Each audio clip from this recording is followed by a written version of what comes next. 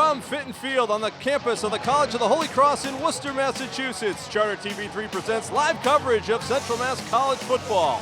This afternoon, New England rivals square off as the New Hampshire Wildcats visit the Holy Cross Crusaders. It's college football here on Charter TV3. Hello, everybody. Good afternoon. Welcome down to the field here at Fitton. Andy Lacombe alongside with the coach, Terry Wallace. And, Coach, we have Holy Cross, who lost their opener in Navy, in Annapolis, Maryland. So they come in at 0-1. UNH, this is their first game. So the Crusaders get a chance to match up with a team maybe that looks a little bit more like them and see if they've improved any. Absolutely, and I think a lot of times you find out with this football team, the biggest improvement comes from game 1 to game 2. Hopefully it'll happen today, and they'll get a big win against UNH. Holy Cross playing at home for the first time this season. UNH comes in with a young quarterback. Holy Cross does as well. Should be an interesting matchup, and we'll have it for you next on Charter TV3. With my Bay State Savings Bank mobile app, I don't need to drive to a local branch to deposit my money. I can deposit a check just by taking a picture on my phone. Anywhere, anytime. Done. I just saved on gas and saved myself some time. It's a win for everybody. For everybody? For everybody. For everybody? For everybody. For everybody. I know. Bay State Savings Bank is proud to sponsor the Friday Night Football Frenzy. Bay State Savings Bank. We take banking personally. I'm District Attorney Joe Early Jr., and I'm proud to partner with Charter Communications with our pledge to help raise awareness that bullying should not be tolerated. From local school students, here's our message. Make the grade. Join the anti-bully crusade.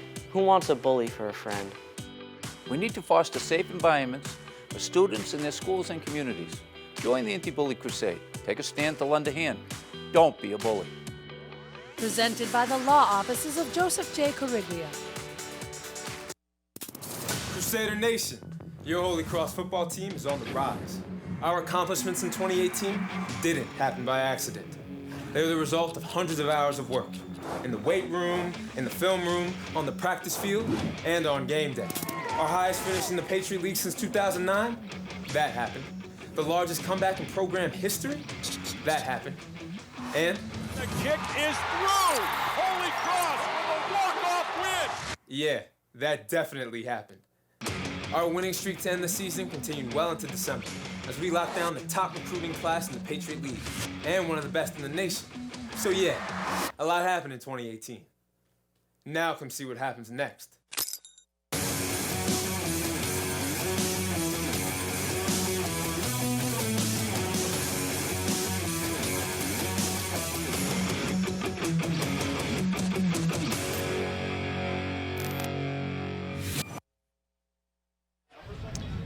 Welcome back. Clouds this morning, the sun now shining on Fitton Field for a New England college football matchup between UNH and Holy Cross. Moments ago, third member of our team, Brenna Wilson, caught up with the Crusaders head coach, Bob Chesney. Coach, you said the theme of the week was opportunities. You got to make your own opportunities. What did you see in practice, and what do you have to do today to be successful? Yeah, I thought, man, our Thursday practice, to me, felt like one of a high-level football team at that moment. You know, there's been times where we go through practice day after day, and you wonder, what is this team really made of? There was a different energy to it, there was a different confidence to it, there was a different belief to it, and that's what we just got to be able to build on right now. I felt really good about that. Then we came through our walkthrough on Friday, felt like, you know, we're prepared. We know where we got to be. We understand opportunities are going to present themselves, and we got to make the most of them, and I think our guys will be ready. Awesome. Good luck today. Thanks. Thanks. All right, Ricky Santos is the interim head coach at UNH. He is taking the place of Coach McConnell, who has on a leave right now for the Wildcats. And Sean McDonald on a leave. Ricky Santos, one of the all-time greats in Central Mass as a quarterback, Bellingham, and then at UNH, where he was a legend there. UNH leads the all-time season series against Holy Cross 9-7. And they have won 4 of the last 5. The Wildcats won the toss. They deferred to put their experienced defense on the field first. So Holy Cross and Bob Chesney's offense will be featured first. You know, real quick, Andy, you know, you start with an opener like Navy. Navy's so hard to play anyway. And, you know, to have an opener like that, it's really a tough nut to crack. So hopefully have a quick start here and, like you said, play with a team that has similar to them and have a lot of success today. Yeah, they both, you know, they may not be exact in terms of the way they run their offense and defense, but they're a little bit closer than, say, a Navy is to Holy Cross, or another FBS opponent would be to the Crusaders. So Bob Chesney just told Brenna they were able to practice a little faster this week. Don't have to worry about the triple option attack that they had to worry about last week with Navy. At least we don't think so. You never know. Ricky Santos is an offensive mastermind. He just got back from Columbia, where he was previously and had been a coach at UNH before. Again, one of the all-time greats as a quarterback for New Hampshire. Set to kick it away. The Wildcats, a short kick. Not a lot of wind, and lost at the 10, and now picked up by Miles Alexander over the 20. And he's down around the 24-yard line, taken down there by Nelson Thomas on the UNH special teams group. So the Crusaders with Connor Dagenhart. I mentioned young quarterbacks on both sides. Now Dagenhart isn't young in terms of class year. He is a junior, but young in terms of this is his second career start. And he got off to a slow start, admittedly, from his coach against Navy, but the atmosphere there much different. So a strong start will be important for the Crusaders offense. Dagenhart give is to Dom Cozier, and Cozier's first carry of the season over the 30 and chugging to the 33. It is a pickup of 8 on the play, and that's Dom's first touch. He was out with an illness in week 1. Tenio Ayeni, Spencer Gilliam, Jack Jewell, Derek Mountain among the specialists there with an experienced offensive line. Foley, Body, Dorrell, Olsofka, and Jackson Dennis, largely returning from last season. Gilliam in motion. The give is to Cozier, right back up the middle. He's going to be close to first down yards. They're going to spot him about a yard short. Yeah, getting back to that first play, Andy, when you're in 2nd and 2 or 3, life is real good as an offensive play caller. They really need to get a first down here. They'll keep the offense on the field, get some momentum going. Experience, especially in the back end of this New Hampshire defense, but they've got some guys up front. Josh Kenya among them on the defensive end side that played a lot of football in Durham. Here's the handoff back up the middle, and Cozier's fighting for that yardage. I don't think he got it. It's going to be real close. It looked like Elijah Lewis got there first, number 55. He's a big dude right there in the middle making a big play. It's really close, and it'll be about half a football short. And the Crusaders will send their punting team in. Yeah, that's a little disappointing, but you got to punt here. You can't give UNH a short field to start the game. Big opportunity here for Cody Wilkinson. He's had a pretty good run here with the Crusaders, but Bob Chesney wanted to see a little bit more out of his punter in week 1. And this is a good high kick. It'll be a fair catch right at the inside the 25-yard line from Pop Lacey. So UNH holds on a 3 and out. Now their offense comes out to the field, and they're going to feature a young quarterback making his first start, a redshirt freshman in Brett Edwards. He's from Lowell, played at Central Catholic, was a 3-sport star there and an outstanding track athlete. So he is a threat to run, threat to throw, and really established himself in the last scrimmage in a good preseason battle with his now backup, Max Brosmer, who's a true freshman. They had a great battle, but Edwards was like 17 of 18 in that last scrimmage. Wow. And he comes out in a shotgun. Fakes the give. He's going to throw on first down. Looking downfield, looking deep. And incomplete. He overthrew Charles Briscoe. Interesting first play call, trying to go vertical on Holy Cross. Walter Reynolds in coverage there for the Crusaders. Patrick Flynn, Jack Carroll, Nick Velty, Matt Masha, and Jeff Carter up front for UNH. Carlos Washington Jr., the running back. Brian Espinette out of Hopedale is helping lead that receiving core with Briscoe and Justin Malone Woods, the tight end. Saw Espo before the game. Happy to be back in Central Mass. Played for Millis Hopedale. That's right back up the middle, and there is taken down by Corey Stefanik. He had a great matchup, and he got to the ball carrier Washington quick. Yeah, it's a great scheme there, Andy. He came out, his head up on the slot, and his head was in the backfield. They were in the zone, and he came up and made the play. Nice short tackle. Nowhere to go. It's a great play now, 3rd and long. Crusaders defense, they did lose 45-7 in week 1 to Navy, and a couple of those were late in the game, and Navy was kind of wearing away at them, but they really competed, especially up front with a relatively young group in the front 7 and some young linebackers. Just 3 coming. Now they're showing blitz. They'll come on a little stunt. Here's Benton Whitley, flushes out the quarterback Edwards. Edwards running, scrambling. He's going to get over the 20 to the 25 and maybe picked up a yard. Whitley, that fast. There's a flag. That does come in. A speed rush from Benton Whitley out of Springfield, Mass. Mark Ebo and Jason Modak up front with Bucciaroni. Jacob Dobbs, a Patriot League Rookie of the Week for his 13 tackles against Navy. Liam Doran, the St. John's kid, played well against Navy as well. Reynolds, Stefanik, Lang, Riley, and Smith. A little bit more experience on the back end of this defense for Holy Cross. Little angina there by the referee. The call was against UNH. He signaled for Holy Cross. I've been on that end. Sometimes you're not too happy until he corrects it. They'll back up UNH inside their own 15, and the Wildcats will send out the punting unit. Our referee today is Eric Lewis. And the Wildcats are going to have to punt. Drew Sanborn is standing just inside his own end zone. John Roberts back at midfield. Good opportunity for Holy Cross to try to get a short field start here after the defense makes a nice stop. Sanborn gets into one. It's a good kick. Forces the fair catch by Roberts back at the 46-yard line of Holy Cross. And that's where the Crusaders will take over when we come back from Fitton Field.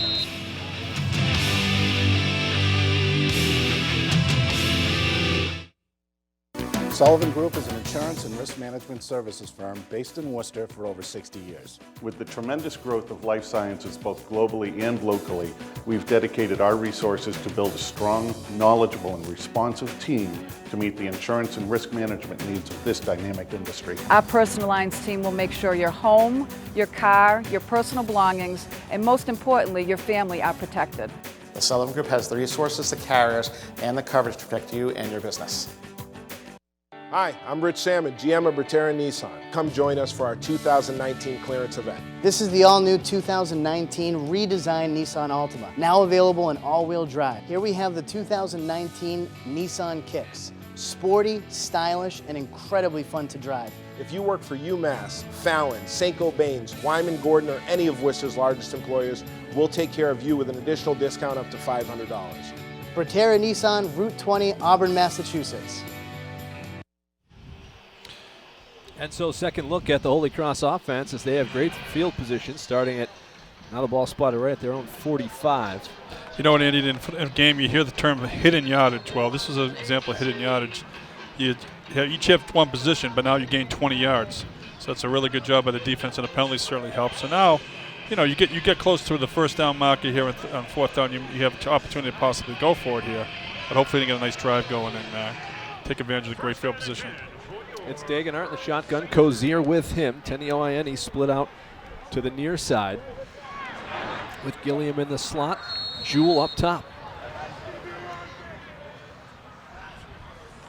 Dagenhart fakes the give. He's throwing. It's Gilliam. Oh, and a great defensive play. That saved a touchdown. Evan Horn coming across. Make a big play. If they connected, Gilliam's gone for 6. Yeah, it's a good defensive play. I just think maybe the quarterback, he kind of zeroed in on the receiver, so the safety read it all the way and can make the play, but that was close. That would have been 6. Gilliam, perhaps still the fastest receiver. They've got some speed coming in the freshman class. There's Dagenhart to throw. Tenioiani, and he could not hang on. Quickly closing on him was Isaiah Perkins, one of those experienced corners for UNH. Yeah, quick slant. It was actually well covered. Would have been a short gain. So this is where you don't want to be. 3rd and 10. Hopefully they'll have something, possibly a screen or something to shake up the defense here. Degenhardt throws a hard ball. He really increased the velocity on his passes in the offseason, got a lot stronger. Maybe throw it a little too hard at times against Navy, and did the Crusaders get the Wildcats to get into the neutral zone there. They're pointing towards the silver and white. Yeah, it's on UNH. So that changes the equation now. Third and 5. A little different formation here. They have the tight end with the 2 receivers to the same side here. Give UNH a different look. It's a trips look, but the tight end, maybe they're going to change it, but yeah, they are now. Go back to trips. Derek Mountain is the tight end. He is a big target in the passing game. Certainly can be. Kozier's in the backfield. Degenhardt to throw, pressure coming. Degenhardt's in trouble. He's going to scramble, finds a man, Gilliam, and Gilliam inside the 45 for a first down into UNH territory. That's a great play with the quarterback there. You know, your head's up, keep your head down the field, which he certainly does, and he sees the receiver open, he sets his feet, and he throws a nice ball. A big first down for Holy Cross. Well, Nico Kavickas would want that one back. He had Degenhardt in his sights there, and the quarterback got away. There's the give. It is to Kozier. Kozier trying to run behind Big Jackson Dennis, and nice job there by the UNH defense. That time Kavickas helping lead the way. Let's go down to the sideline, see what Brenna Wilson has for us. Brenna. It is a perfect day for football, for a home opener for Holy Cross. The team's excited to be back here at Fitton Field playing in front of their fans. Now, Coach Chesney says it's important to get a win today because it will be more than a month before they return. Guys. All right, thank you, Brenna. Looked like there was a little barber shop setting up behind there. Some nice chairs there behind Brenna. Can go in and get a cut at halftime. 2nd and 8, call it. Degenhardt pitches inside and quickly taken down. That's Elijah Lewis who came in and got Kozier quickly. So Andy, that's an interesting play there. It's trying to sprint out. It's a little shuffle pass. What they're trying to do is get the defense to over pursue, but the defense, the 55 was right in the backfield and blew up the play. Lewis almost took Kozier's head off. Good scheme, though. Good scheme. Yeah, he's made a couple plays here in the early going. Under 10 minutes in a moving first quarter right now. Degenhardt finds himself in another 3rd and long situation. Ayura Asante, the freshman, coming in motion. Quick throw out to Miles Alexander. One-on-one with a linebacker, and Alexander picks up a couple, but a nice play made by Olemenzik, making a nice defensive play. Cameron Brusco, rather. Excuse me. Here's Carter. Vickas and Lewis and Kenya up front. Kenya, excuse me. Balsamo and Brusco, the linebackers. Bush, Horn, Lacey, Smith Jr., and Perkins, the defensive group. There's the punt from Wilkinson, and they're going to let this one go. And it'll roll inside the 5, all the way down to the 1-yard line, down by the Crusaders there. Wilkinson's off to a good start. Crusaders defense on the field next.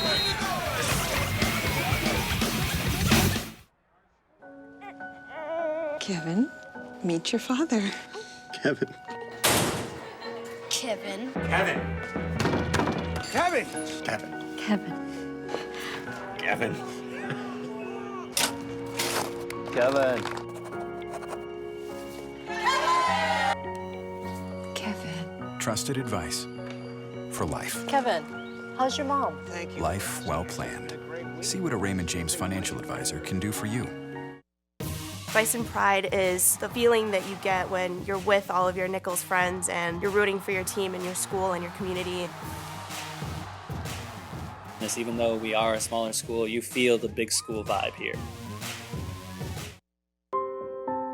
Providing our customers with the highest level of quality, service, and value.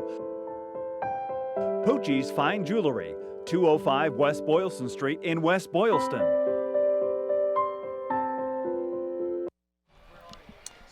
Welcome back. Not a lot of offense to speak of here in the early going. Defense is kind of reigning, and two teams feeling each other out a little bit in a scoreless first 6 minutes of football. Yeah, you find that though. UNH playing their first game, so they get the rest off, of live coverage. But I'm really impressed right there, Andy, by the special teams of Holy Cross. That really changes the field, pinning them on the 1 yard line. Hopefully, get a 3 and out and get really good field position after the punt. Well, just one first down so far in this game. That was from Holy Cross on that last possession. Elijah Lewis already has 3 tackles, credited with 3 tackles for the UNH Wildcats up front. So 1st and 10. Ball's just outside the 1 yard line for Edwards and the offense. And the give is up the middle. That is Gray. Evan Gray was plagued by injuries last season for UNH. Gets his first touch. There's Liam Doran, number 44, right in the mix, and he was a lot last Saturday in Annapolis. Jake Dobbs, number 43, right next to him. Another young guy. That's a sophomore in Doran and a freshman in Dobbs in the middle of that defense right now. They give Gray about 3. They call it 2nd and 6, but it'll be 4 yards on the carry for Gray. And they give it to him again. Runs right into Doran. Picks up a yard or so, but Doran making a play. Ball's out to the 7. Yeah, it's a great read here. It's a zone, and watch him come in and fill a hole. Watch the blocking scheme, reads that, and comes up and makes a great tackle. I mean, that's, 2 young linebackers flying to the football. That's really what you want on defense. So that's really good. Yeah, Liam Doran was a linebacker at St. John's, came to Holy Cross. They tried to make him a DN because they were full with the linebacker position last year. He worked hard to do that. Then this year they said, we need you back at linebacker, so he had to lose some weight. And he's fast and aggressive, and Bob Chesney likes the way he's playing Empty in preseason and now. Maybe quarterback draw, something safe possibly. Edwards can run. There's a flag on the play, and it may be delay a game, and it is. So that will push UNH back. 5 receiver set, you're inside your own 10. It's typically an area you're going to be safe, and now maybe you take a little bit more of the options out. Agreed, with the penalty. Well, the situation when you go empty, if they send 6, you can't account for 1 guy, and so you can take a chance of possibly getting a safety there. So they're coming out and again. Again, Brett Edwards, he was like a long jump champion in high school, so he can really move with his legs. So you have to account for him in the empty set. He's looking to throw. He's going downfield. Brian Espinette downfield. It's caught. No, it's number 20. Excuse me. That is Dylan. That's number 20. You come out empty like this. It's a great pass here, Andy, and pretty good coverage too. You come out empty, and they're usually in a man scheme, which they were, and then so that looks like a dangerous pass, but in essence, it's really a safe pass because you only have 1 defender there, and you can't throw that any better.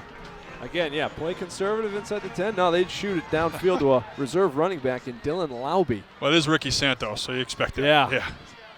Ricky Santos and Edwards, very similar situations. Santos was pressed into duty as a young man. Now he throws downfield. This one was for Espinette, and he overthrew him. He throws a pretty good ball, too. Nice tight spiral, and it's good. There's Brian Espinette, played basketball at Hopedale for Tony Cordani, and football on a state championship winning team from Millis Hopedale. Saw him pregame. He's excited. He's fired up to be back. He had a big scrimmage towards the end of the camp that really earned him this spot. He had 3 touchdowns in that scrimmage. Wow. Only had 3 catches a year ago as a freshman, or a redshirt freshman. There's the give. That is Gray, and there's not much there.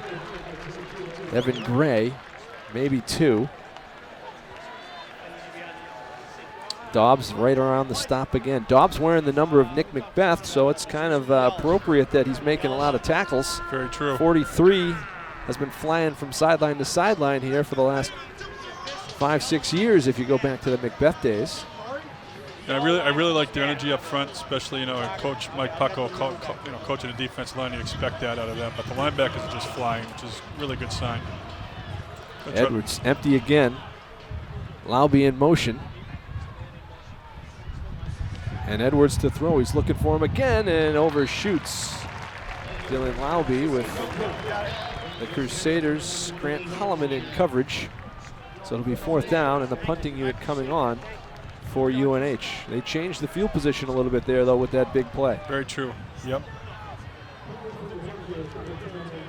Let's see Holy Cross kind of mix it up a little bit. The first drive, they came out and ran the ball 3 times, and the second drive, they came out and threw the ball 3 times in a row. So hopefully get a little bit better balance with that and get a drive going. Crusaders have 2 men back, Gilliam and John Roberts.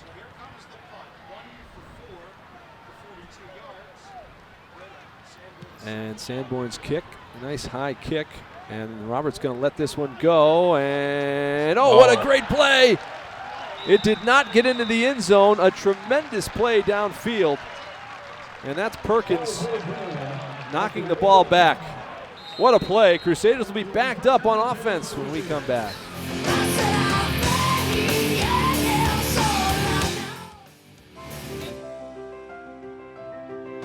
Milford Federal Bank has been part of our community's history, honoring local traditions, supporting local causes, and caring about local issues since 1887. While many community banks have come and gone through the years, we're still here, committed to our loyal customers and the communities we serve. We're Milford Federal Bank, your community, your bank, your choice. Member FDIC, Equal Housing Lender.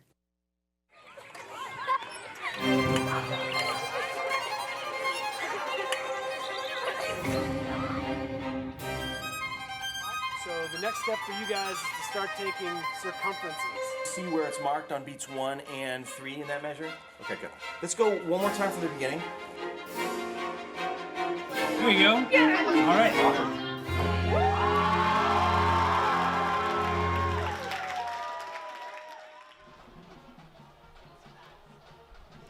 Yeah, this is a great special teams play. The rule is as long as your body's not in the end zone, you can retrieve the ball to go backwards and just got it right before the goal line. It's a great special team play, and it's a difference. Again, hidden yards. It's 12 yards there. It could be on the 20 or the 8. So that's a great play by UNH and pins Holy Cross. Yeah, it just makes a heck of a play. Unlucky that his touch sent it 8 yards, but that's a heck of a play for Perkins. Right, agreed. Crusaders get a little bit of a break because the ball ends up on the 8-yard line. It's a sign early in the season of 2 very well-coached teams. You had 2 big plays on special teams, pinning each team back. So that's a great job of coaching. Well, UNH, their head coach who's on leave, again, Sean McDonald, he's a Hall of Fame coach. He has done amazing work at the University of New Hampshire and always has this team in contention, it seems, year in and year out. And I saw on Twitter the team went and visited him on their trip down here to Holy Cross and had a little bit of a rally there, quick rally with their coach. Oh, they're changing the call. And now they're going to call it a touchback after a review. Wow. Well, that's another difference and another break for the Crusaders. On the review, they will get it on the 20-yard line. Still a heck of an effort, and the punt was good from Sanborn. It had that good spin going sideways. Certainly did. 1st and 10 from the 20. And Degenhart, this is Peter Oliver's first touch, and Ollie gets back to the line of scrimmage. Nice job. Right up the middle, a nice play. Gunnar Gibson making a stop.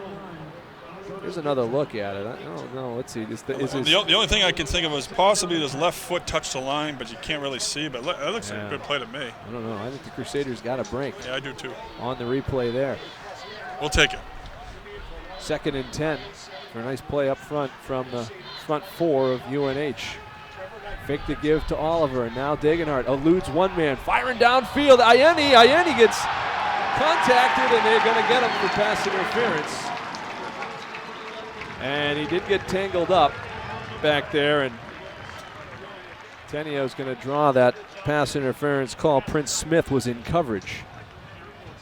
Prior to the pass, really good play action by Holy Cross. They kind of froze the linebackers, and pass interference. Yeah, they were able to have the time to throw it downfield. The UNH fans won't be happy. They might think it was inadvertent contact. It looked like an arm was on the back of Ayeni, though, when he went tripping forward. So a little bit of both. But it'll be a 15-yard penalty and a first down for Holy Cross at the 35-yard line. Still in the college rules, unlike what is happening with high school football, Coach. Crazy. Here in Massachusetts, new rules adopted in Massachusetts. There's Degenhart firing a missile to Spencer Gilliam. He's got a first down over the 45 to the 47, about a 13-yard gain. They're going to get him all the way up to the 49, rather. It's a first down for Holy Cross. That's your RPO, Andy. Run pass option, fake. If the linebacker comes up for the run, you throw a slant, and that's what he did. Really nice pass, catch. Good first down. And play. that was a pass that Degenhart wasn't hitting on early in the game against Navy, and that's a big hit right there. The give is to Oliver. Oliver's trying to get outside. Eludes one over midfield. Turns it upfield for a couple. Be two for Peter Oliver. The strong runner out of St. John's in Shrewsbury. He, Liam Dorn, Neil Nasuti, all from St. John's, won a state championship with the Pioneers and are all here playing for Holy Cross. 2nd and 8. Fake the give, they go to Mountain. Mountain inside the 40 is going to have a first down. Quick hitter there, Derek Mountain. Really sure-handed now. He has really improved his game over the years. Yeah, and nice. He has a tough matchup. It's nice, Andy, to have a weapon like that at tight end. You can do an RPO to a tight end like that. That's kind of unusual. Again, I think that's really been working pretty well. Play action pass, freezing the linebackers. 6'5", 251, Derek Mountain. He's a tough matchup all around. The give is to Oliver. Oliver stiff arm, but he is going to get stopped right at the line of scrimmage. Maybe lost a yard. Nice job defensively. Kenya, Josh Kenya making that play. Yeah, the defense has been real tough against the run thus far.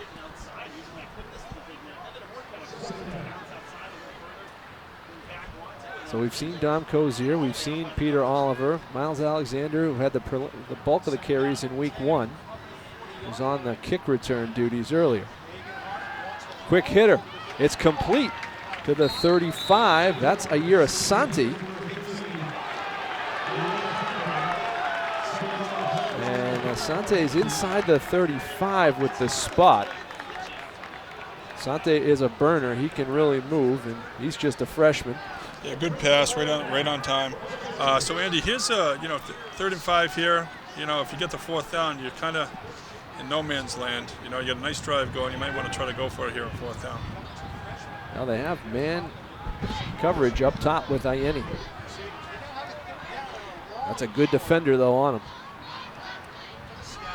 There's Degenhart looking downfield. Pressure coming, and he kind of just rushed the throw a little bit with the pressure to Gilliam, incomplete. You can see there, Andy, that he didn't set his feet there. He just threw across his body. That's why the accuracy wasn't there. I think probably a little excited to see him open like that. Step your feet and hit him. He's still running. He might have scored on that. Yeah, they're going to go for it. I think it's a good call.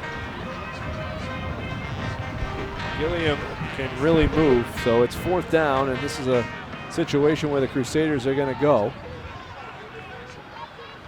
or at least try to draw UNH offside. 7-6 on the play clock, and it's going to go all the way down, and Holy Cross is going to call a timeout with 2:20 left on the clock. Clock's still running. The game clock's still running during this timeout. They're going to have to check that.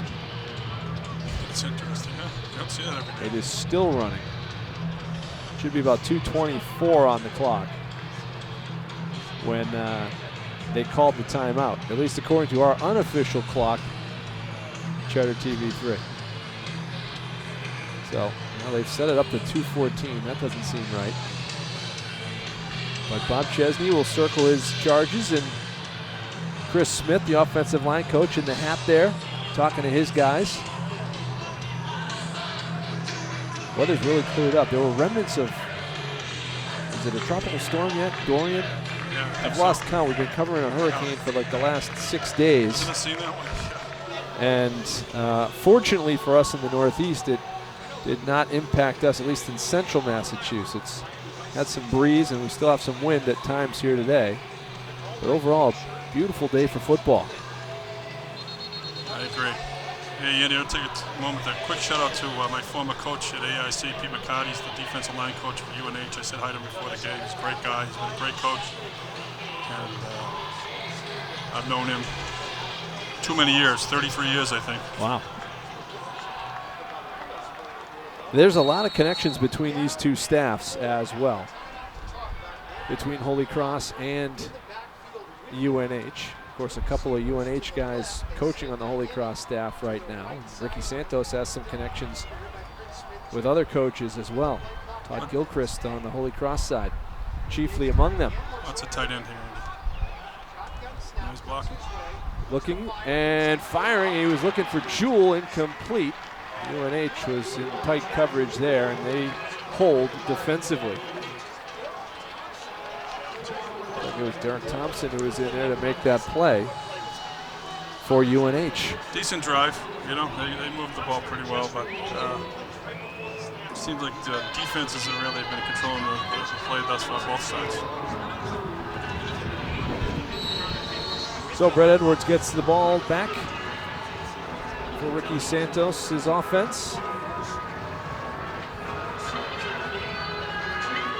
And there come the Wildcats out. Looks like it'll be Washington, the featured tailback this time around. Carlos Washington averaged nearly 6 yards a carry last season. Had a huge game against Villanova.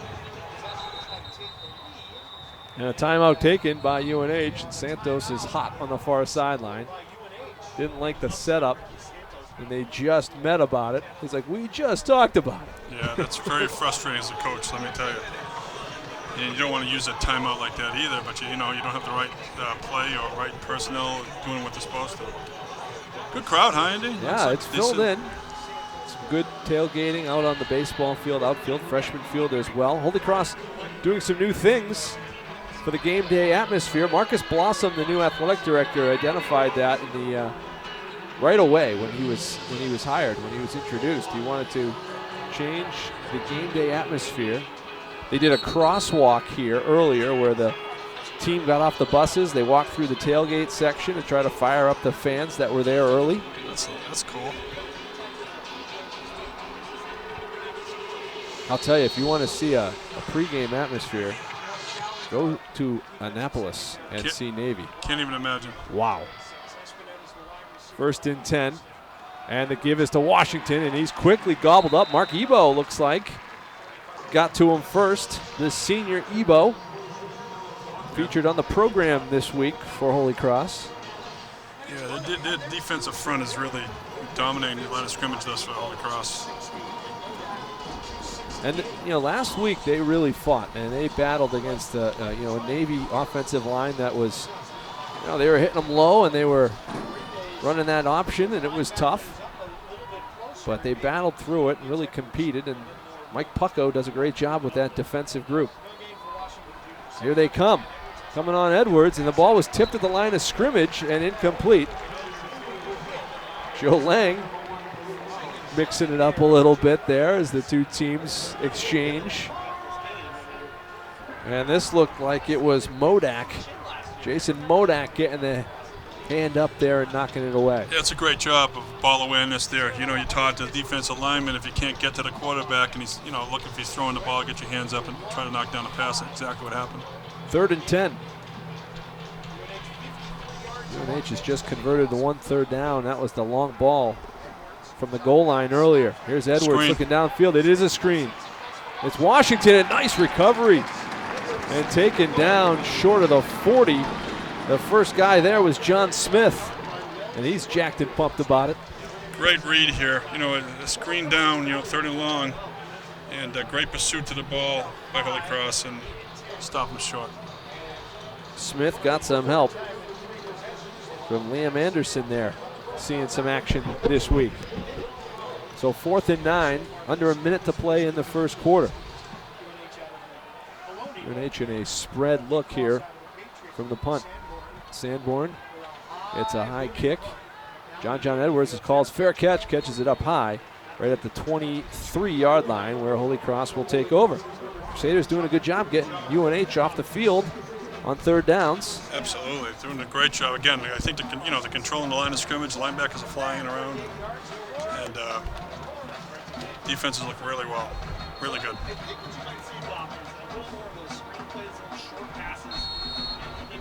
Just the one first down for UNH so far here.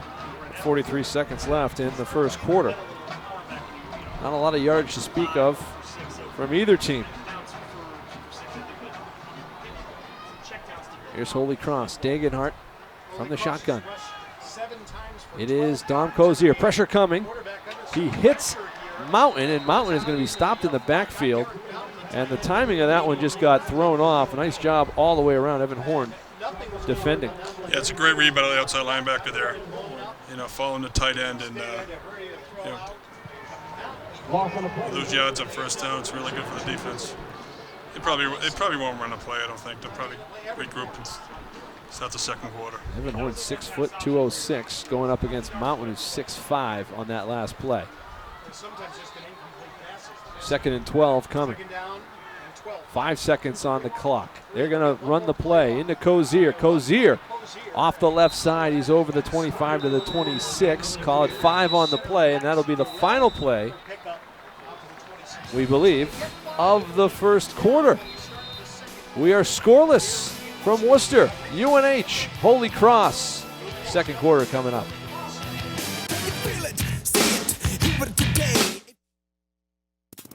Crusader Nation, your Holy Cross football team is on the rise. Our accomplishments in 2018 didn't happen by accident. They were the result of hundreds of hours of work in the weight room, in the film room, on the practice field, and on game day. Our highest finish in the Patriot League since 2009? That happened. The largest comeback in program history? That happened. And the kick is through!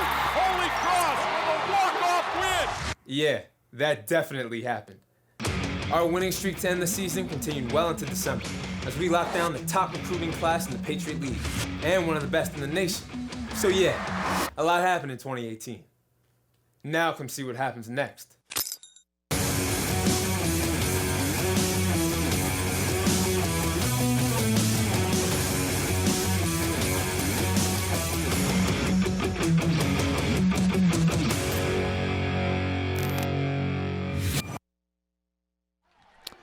All right, welcome back. Second quarter, just about ready to start here from a day where the Crusaders will induct their 28th member to the Ring of Honor.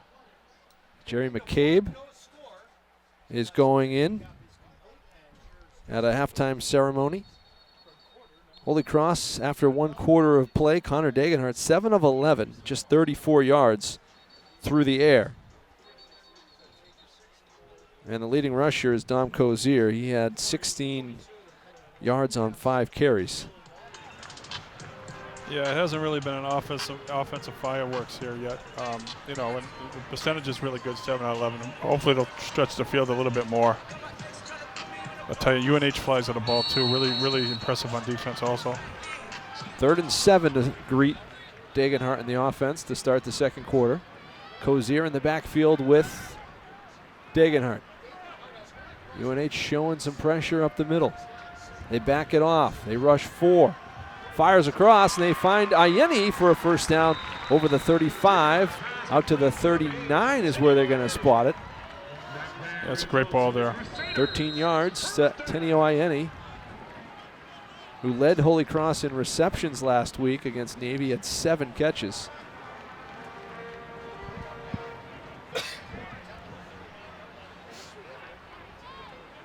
There's the give to Cozier. Cozier spinning out over the 45 rather. Call it about 6 for Dom Cozier, who's establishing himself a little bit. They ran right up the middle behind Big Max Durrell. The big center. That's a more manageable situation, and you know, you get 2nd and 4. You know, you hold Blake Pucks in. Shotgun set again from Dagenhart. In motion, they fake the give and now give it to Cozier. They had Gilliam coming, and Cozier is just stacked up at the line of scrimmage. Not much there, if any.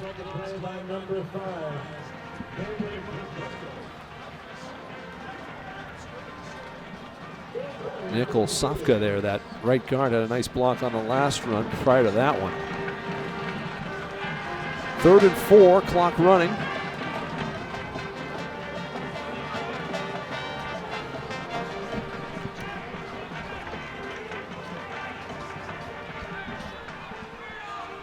Crusaders with a chance to convert a 3rd down here. 3rd and 3. Holy Cross 1 of 4 in these situations through the first quarter. Degenhardt throwing and broken up. Prince Smith Jr. knocked that one away. The throw was hot and maybe a little high. Yeah, it was a crossing pattern, trying to get the linebackers to tangle, but just very good coverage still. Degenhardt, he's throwing the ball hard. There's no question about it. He's zipping the ball around the field. Here is Wilkinson to kick. Punters have been really a big part of this game so far. That's a low line drive kick. And they'll let it roll inside the 15 and out of bounds. Pop Lacey back there, one of the leaders and captains on the defensive side, and a punt return for UNH. Andy, the game has a feel right now of something like happening on special teams or a defensive touchdown or something like that thus far, because both offenses have struggled. Hopefully they'll get a little bit better as the game goes on, but both defenses have really controlled the tempo and the line of scrimmage on both sides. I mean, these are both two offenses that there's some experience back, but there's inexperience at some key positions, so it's maybe not unexpected early in the season. There is Edwards firing. He has Espinette, who's out over the 30. And Espinette's got a first down, his first catch of the season. He's out to the 31. Call it 17 from Edwards to Espinette. Yeah, there's your UNH version of RPO. You'll see the fake. The quarterback's eyes are down the field. The linebacker comes up for the run, and then he opens up the area for the pass. Just whistles one in there. Chris Riley made the stop. 1st and 10. And the give right back up the middle to Gray. Gray off the left side, rather. Got about 4. Whitley down there in the bottom of the pile with Joe Lang as well for Holy Cross.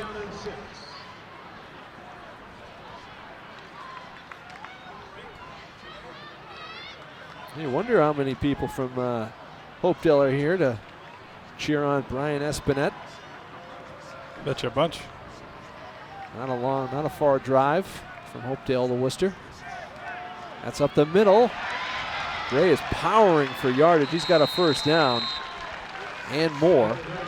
He's out to the 43. An 8-yard carry and a first down for UNH. Yeah, He's got a couple in a row. You can see the hole here, and he really busts through it. Good job by the right guard and right tackle there. Just zone play, zone. There's nothing fancy about that. Just but very effective. That was just some power running from Gray. Ebo and Lang in on the stop for the Crusaders. Gray back there with Edwards. 4-receiver look. Crusaders bringing 4, going downfield. They were looking for Espinette. Joe Lang in coverage. That one's incomplete. That was a little wrinkle. They went stacked to the field, stacked quads, and they just kind of ran a smash route, which was a flag and a hitch. And he just missed them. Holy Cross puts a lot on Joe Lang defensively, and he's a guy that Ricky Santos singled out in his press conference this week as a guy that they're looking for defensively and have to account for, because Lang's kind of all over the football field. He's in the middle right now, almost like a middle linebacker in this setup. The give is to Washington. Washington with a lot of room, taking on the tackler, and now getting a rugby push down to the 41-yard line of Holy Cross. And it's a gain of 17 and another first down for UNH. Yeah, and they found something here, Coach. Yeah, real hard run, and they think they maybe found something on their right side. The Holy Cross left side. Last couple of successful runs have been right off tackle there. But as a coach, you want your running backs running like that, downhill, finishing runs. Now they got a nice drive going. And it's what both coaches identified as a key. Establish that run game. It's taken a little while, but UNH has something going on the ground right now. Here's Edwards to Washington. Washington gets a good block, then gets to the outside, and he's going to be taken out of bounds by Smith. There is an injured Wildcat in the center of the field. One of the linemen's down right at the 40-yard line. Andy, to your point, that particular formation, they went with a tight end and a wing and 2 receivers, and they're just power running the football. So they've been spread the whole game, and all of a sudden, they get some running game going, and they go tighter formations. It's Nick Velty down on the play. He's the center for UNH.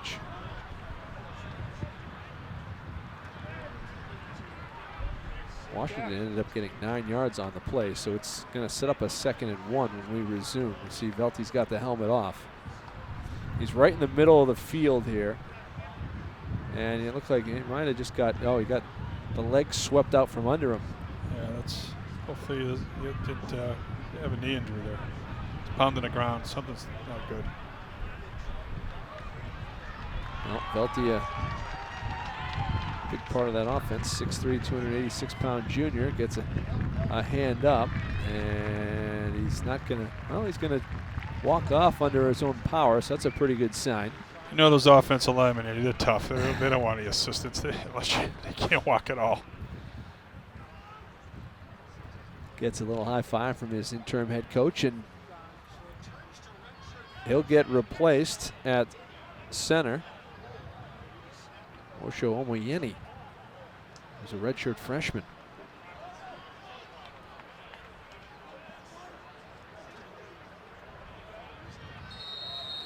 .6'3", 296, so they still have some size up there at center with the red shirt. But in the shotgun, first look at him. Delivers it to Edwards, who's going to throw. Finds Washington, and Washington could not hang on. Doran was coming. Yeah, it was good defense. Even if he catches the ball, that's not going anywhere. Doran's right there. But you know, that's a decent call. 2nd and short. You still got 3rd and short. You can run your run game. I see a couple 80 guys. You might see some double tight ends or things. There's Jacob Dobbs, the linebacker, 43, right in the middle. He's all over the football field. Omoyeni, another interesting tidbit. He's from Central Catholic, which is where the quarterback Edwards is from. He must have some familiarity between the two. Yeah, they run a weak side. There's the give to Washington. Washington with speed to the outside. A block from Espinette gets him a first down inside the 25. And he went right into one of the bushes there that Holy Cross has up. So a little subtle thing here. The quarterback audibilized at the line of scrimmage. I think the original call was to the strong side to their right, and then Holy Cross overloaded to the strong side, so they changed it to a weak side play. And very successful. Good job by young quarterback. 1st and 10. Ball's on the 24-yard line. Edwards with Carlos Washington in the backfield.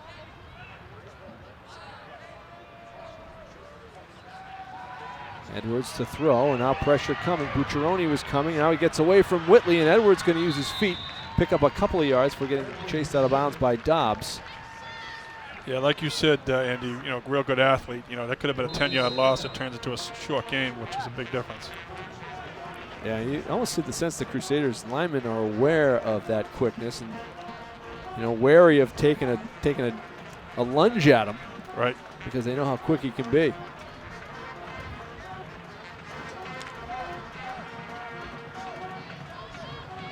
Clock running. 9:15 and counting. 2nd quarter. Scoreless in Worcester. Here is Edwards barking out the signals at the line of scrimmage. The give is to Washington. He runs into Stefanik. Stefanik makes the tackle down at the 19. Got about 5 on the play. Good job up front. That offensive line really getting a push, because Washington went down really when he was first contacted. Maybe pushed the pile for about a yard, but he had about 4 yards of cushion. Yeah, they've been really relying on their right side, running the ball to the right. Back set. Jeff Carter, that right tackle. That's one of the backs coming out of the backfield on the other side, I believe. Matt Messia, the right guard, doing a nice job on that last play. Low snap, and this is going to be down. Whitley got to him, but Edwards had to take the knee there as he recovered the football back at the 24. So backup center comes in, those things can happen. You notice how the back was coming out of the back, but they're going to run some type of screen to backside there, so looks like they might be going for this. 4th and 9. Maybe they don't have a field goal kicker in this. The ball is back at the 24, so it'll be about a 41-yard kick. And the wind is swirling a little bit here in Worcester. The flag to our left isn't moving, but out on the baseball field you can see it. Wind would be at the back of UNH. Empty here. Looks like Santos is going to call a timeout. He's right next to the referee. No, he lets it go. Here comes the pressure. Edwards gets away from one. Keeps it alive and just has to throw it downfield. The Crusaders are going to hold defensively. Tell you, circle that play later on in the game. That could be a big one. The best momentum offensively for UNH all game, and it ends with a defensive stop in the Holy Cross end. Yeah, really quick. It was a jailhouse break here up front as far as the defense, and Edwards did a good job eluding the rush, but he really had no one to throw to. Great coverage downfield. Timeout on the field. We take it with them. Holy Cross has the ball when we come back. I'm District Attorney Joe Early Jr., and I'm proud to partner with Charter Communications with our pledge to help raise awareness that bullying should not be tolerated. From local school students, here's our message. Step up so others won't get stepped on. Take a stand and lend a hand. We need to foster safe environments for students in their schools and communities. Join the Anti-Bully Crusade. Take a stand to lend a hand. Don't be a bully. Presented by the law offices of Joseph J. Corriglia. With my Bay State Savings Bank mobile app, I don't need to drive to a local branch to deposit my money. I can deposit a check just by taking a picture on my phone. Anywhere, anytime. Done. I just saved on gas and saved myself some time. It's a win for everybody. For everybody? For everybody. For everybody? For everybody. For everybody. I know. Bay State Savings Bank is proud to sponsor the Friday Night Football Frenzy. Bay State Savings Bank. We take banking personally. Coming up at the half, we speak to Holy Cross Ring of Honor inductee Jerry McCabe, so be sure to stay with us and hear from him. Guys. All right, thank you, Brenna. Jerry McCabe. Had the pleasure of emceeing the morning banquet for him prior to this game, and good crowd of alums there watching and supporting him, and his two sons with him as well. So it'll be an emotional halftime ceremony for Jerry McCabe, one of the all-time great defensive players for Holy Cross. Here's the give up the middle. That looks like Miles Alexander from our vantage point. He's at the 25. Let's see when they unstack him. No, it's Jordan Forrest, the young man, the freshman. And is a guy that Bob Chesney's been talking about the last couple of weeks, trying to get him into the game, and he gets his first touch right there. Very high on Jordan Forrest. Like his size, they like his speed. Degenhardt firing, complete, caught out at the 30-yard line.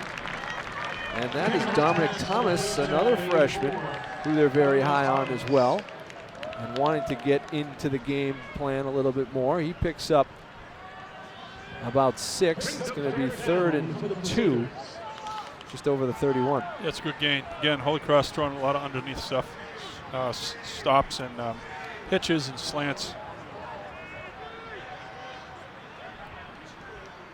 Here's the 3rd down set. Option. Degenhardt option, and he runs right into the defensive end. Lunges forward, but he's going to be short of a first down. Gunnar Gibson. Yeah, I think if when they watch the film, they'll say, you know, he'd like to have him pitch that one. You know, the end came right to the quarterback, and that's the option there, to pitch the ball.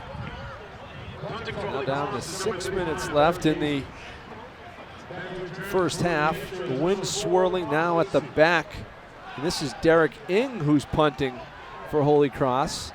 This is something Bob Chesney had mentioned in the meetings this week, that you might see Ing, the place kicker, get a couple chances to punt. And Derek Ing getting into one. High kick. Lacey with the fair catch right at the 36, and he's upset about it. Thought maybe afterwards he could have gone upfield a little more. Timeout on the field. We are still scoreless in Worcester.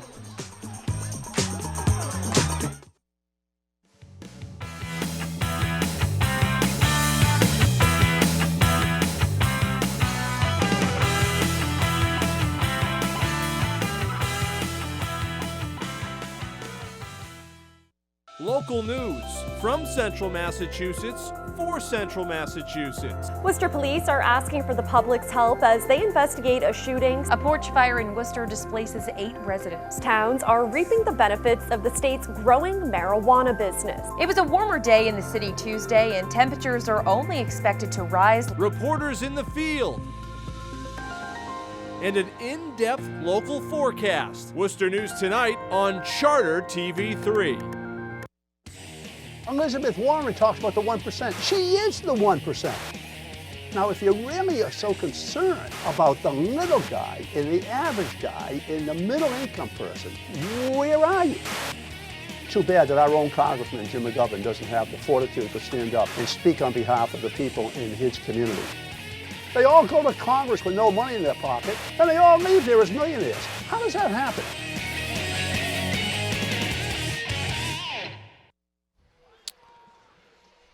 Welcome back. Is that Gordy Lockbaum's old helmet up top, high above Fitton Field? Gordy here today. He was here to celebrate with his teammate, Jerry McCabe. Gordy, of course, going into the Ring of Honor in its first season, 2010. UNH with the ball at the 36-yard line. Established the run a little bit on the last possession. They now have 57 yards on the ground here in the game. That is the Laube up the middle. And he picks up a good chunk there on first down. Yeah, both teams show a lot of depth at running back. Four carriers for Holy Cross and 3 for UNH. 5 yards from Laube, who stays in the backfield with Edwards.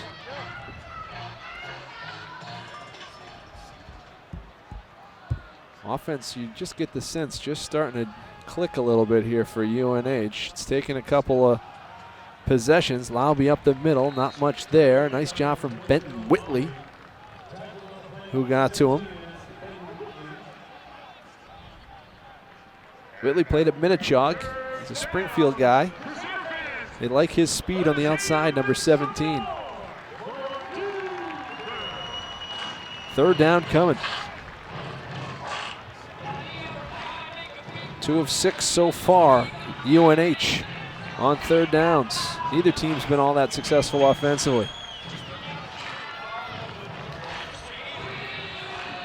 Edwards, cadence, he's ready.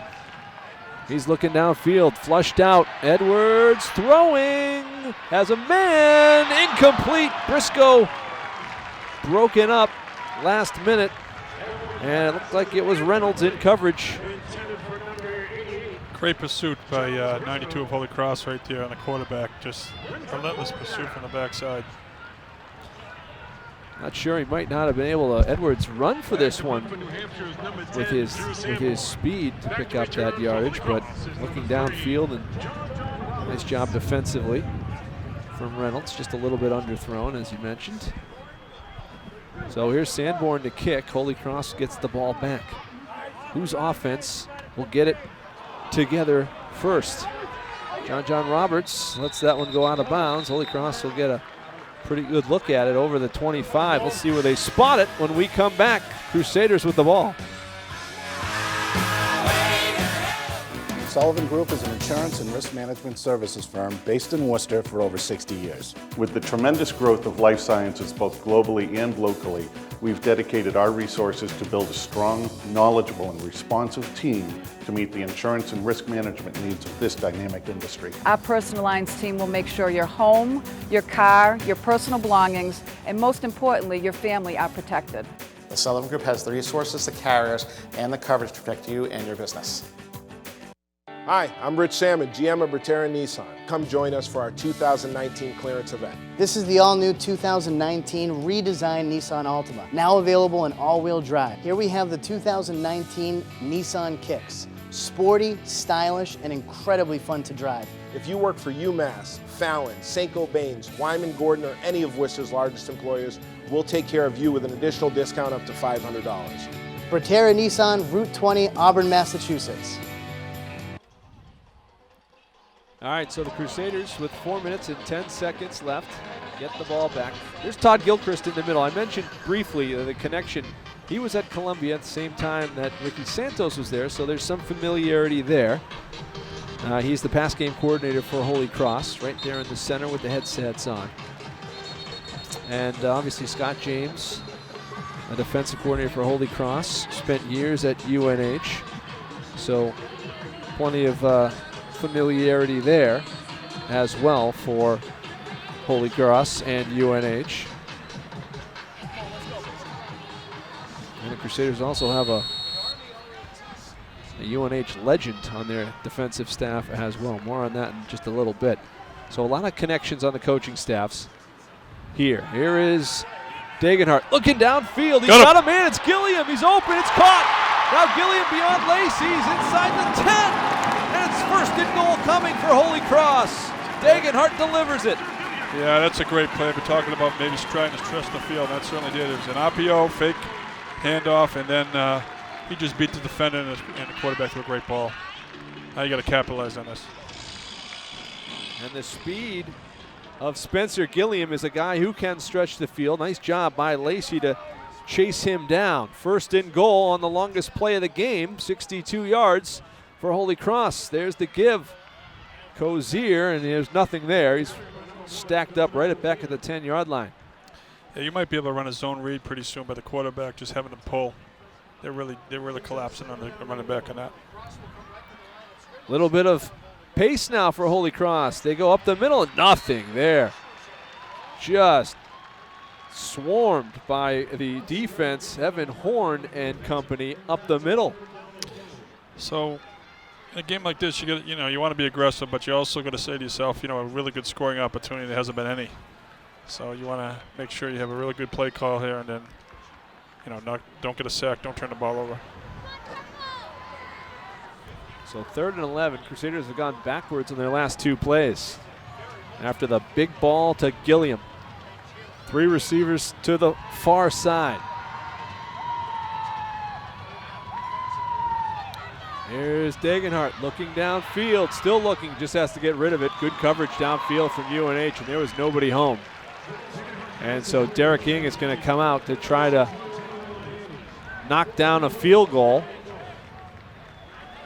and get somebody on the board here in the first half. We were talking in the break, Coach, that it's been a long time, if ever, that we've seen a college game that we've done on TV where it's been scoreless at the half. Ing gets it right in the middle of the field. He is 0 for 1, missed his only field goal attempt at Navy in the first half of last week's game. Snap down, John Roberts hold, and the kick is straight through. Derek Ing knocks it home. It's his first field goal of the season, and the Crusaders are on the board first. It's 3-0. That's important to finish that drive with points, so that's a good job. Important kick there for Derek Ing. He missed a short one at Navy, hit the post. He is hit that, of course, that big winner last year against Yale just about a year ago. Gets a hug from Peter Oliver. Well, the big play was Degenhart to Gilliam. Lacey saved the touchdown, and ultimately UNH's defense bowed up to hold Holy Cross to just a field goal. There's a nice crowd on hand. And again, as Brenna told us at halftime, Jerry McCabe inducted into the Ring of Honor. Brenna will be talking to Jerry, a mild-mannered guy from all the reports of the alums. We tried to find dirt on him. I told him that. And Gordy Lockbaum and Jimmy Andrioli, and they couldn't give us much.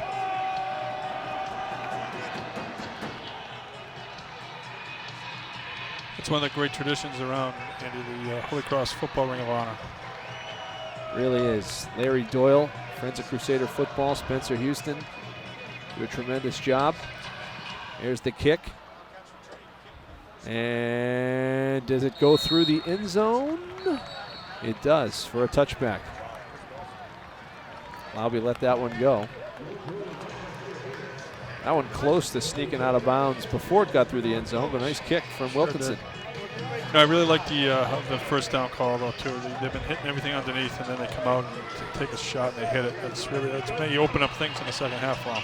Yeah, you make them think about it a little bit. Exactly UNH's right. defense. But still time for Edwards to answer now for the Wildcats.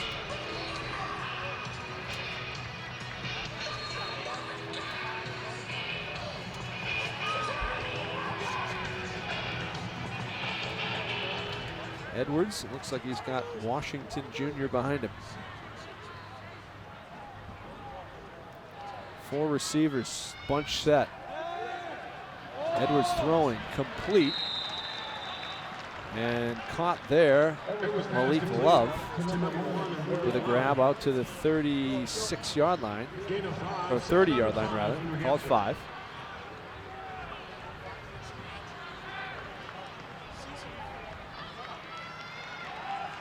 Edwards looking downfield, pocket collapsing. Edwards gets away somehow. Dobbs chasing him and throws and completes it. Elevating up there the running back, Carlos Washington, with a great grab and a first down, and quarterback kept it alive. He sure did, and a great catch. Quarterback's having a hard time with his shoulder pads. Yeah, this is a redshirt freshman in his first start, first real game action. Ran the scout team last year, and now guys moving all over the line of scrimmage. We're going to get motion against UNH. Yeah, he's very elusive, Andy. I mean, Holy Cross have been chasing him all day, and with a good rush. And, you know, he seems to be making some good decisions with the football once he's on the run.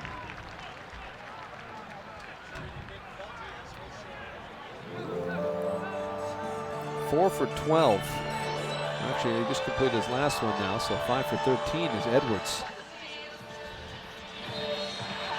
So his number's not great, but he's made some plays. Edwards standing in and gets away from another potential sack. Now he's being chased by Lang. Lang pushes him out of bounds. Got a couple of the penalty yards back. Out of bounds to the 39-yard line, call it 2. Yeah, great coverage by Holy Cross. You know, when quarterback's scrambling like that, there's still all the guys are covered, which is great. And again, really good rush up front in the D-line, causing major problems for the quarterback. Mike Pucko's defensive line doing some damage. Can they get home on one? Here, second and long. Washington in motion, back set behind his quarterback. Firing it out to Washington and incomplete. Tried to swing it out to the quarterback. Third down and long coming for UNH. Wildcats have won 4 out of 5 in this series. Last time they were in Worcester, Peter Pujols and the Crusaders gave it to them pretty good. Some of the seniors on this UNH team, Pop Lacey among them, saying, hey, you know, we need a little bit of redemption. We go back to Worcester. It was a night game too, wasn't it? Oh, it was an afternoon game. Oh, yeah, okay. They played the night game a couple of years prior. Okay. That was a heck of a contest. They find Espinette. Espinette taken down immediately. May Joe see a Lang timeout here. got him right back near the original line of scrimmage. It's going to be 4th and 10. Yeah, Holy Cross calls time. Good call by Coach Chesney there. Got some momentum going on offense. Why don't try your 2-minute drill? Joe Lang and Chris Riley playing in that safety position coming in. Tell you, Holy Cross defense very impressive so far the first half. Andy, really, they've been outstanding, running to the football, tackling, covering, you know, presenting pass rushes. They've been doing it all. Corey Stefanik was making his way to the quarterback there. He had half a sack, I think, and a forced fumble at Navy. So he's got kind of a fun job. He's got a lot of work out there on the edge, but he gets to go after that quarterback sometimes. And Stefanik's had some success here in the early going.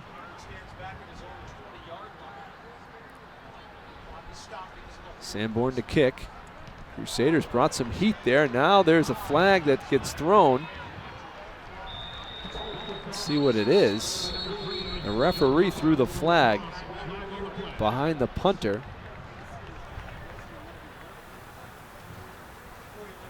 Personal foul. Oh. Wow, that is a heck of a call. What is it? Was it a leverage penalty? I didn't hear the referee. I'm thinking possibly, I didn't see that. Maybe they left their feet. Yes. Into the wedge. That's what it looked like. I don't know if they call that leverage anymore, but that is a huge call. That's a tough one. But the official wasted little time. See that? There was a guy who kind of tried to jump the wedge there. Yes, you can't do that anymore. So, but that's a kind of a tough call to make from back there, but he made it definitively right away. That flag fell when the ball was just let go from the punter's leg. So a big first down call. Sudden change here now. You might see something wrong here by UNH. In a relatively clean first half, penalty-wise. Edwards looking downfield, got him in, complete. That's Malik Love. Makes his second grab, and he goes up and gets it inside the 30. Time ticking down to close to a minute. 1st and 10 at the 29 of Holy Cross. Crusaders bringing pressure.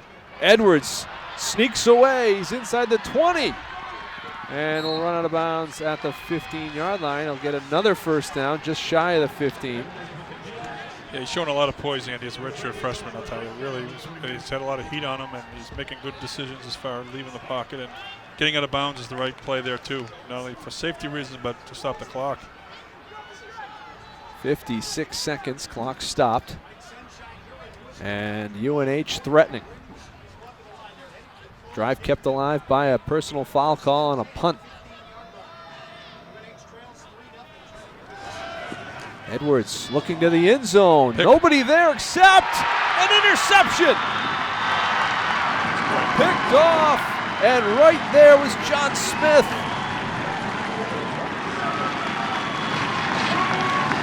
A mix-up between the receiver and the quarterback. Yeah, sure was. He was looking for the corner route that wasn't there. And you can see like he's throwing to a spot, reading the coverage, but you can see there's no one out there. That's kind of a heck of a catch for the cornerback to make. Yep. He went back and got it.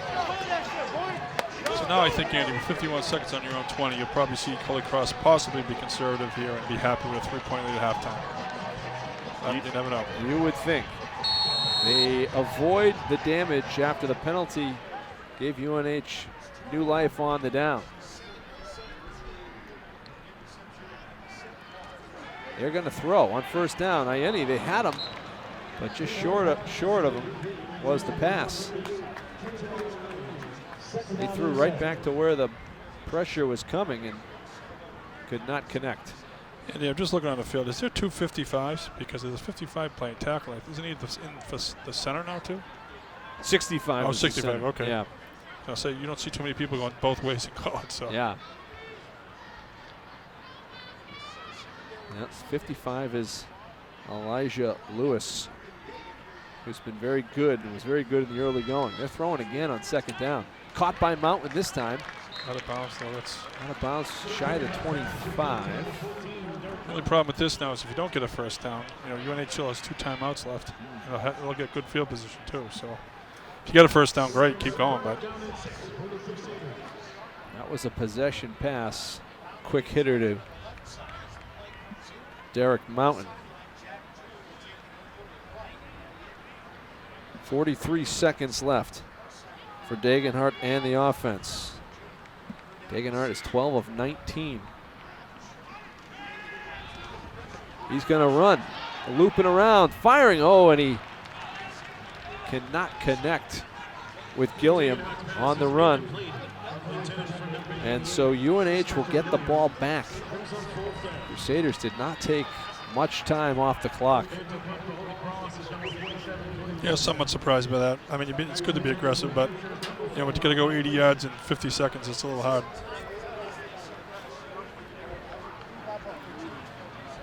All right, here is Wilkinson to kick. It was Ing last time. Now it's Wilkinson. UNH is going to get the ball in good field position regardless of what happens here. It's a good kick. It's right at Lacey. He's going to return this one. from the 37, and he's stopped immediately. An outstanding special teams play from Terrell Prince, and that's a guy they missed last week against Navy. And Prince shows why he's a big part of that special teams group. That's a great tackle. Yeah, this is great special teams again by Holy Cross, and you can't tackle any better than that. That's exactly how you want to do it. He had nowhere to go. And again, Holy Cross special teams been very, very good, very solid today. Terrell Prince, a sophomore out of College Park, Georgia. So here, Andy, 29 seconds left. They got 2 timeouts. You just don't want anything over your head. You know, if they're going to catch something in front of you, that's okay. Try to keep them in bounds. If it's not a first down, the clock will keep running. Just don't want anything over your head. 3 receivers to the far side. Espinette dragging over the middle. Edwards is not going to get away. He's actually probably going to get a yard here because he got thrown forward, but he was taken down from Dan Kuznetsov, making a nice play. Yeah, it's the second impact play he's had in the game. He ran down. It's a great use of the hands, throwing going actually through 2 people. But the first time he was a factor was when the quarterback rolled out and he tackled him. He missed the pass down the left sideline. So really high motor there. Again, the D-line's been outstanding, Andy. Linebackers D-line have been fantastic all across. 23 seconds left as Santos called a timeout from the UNH side.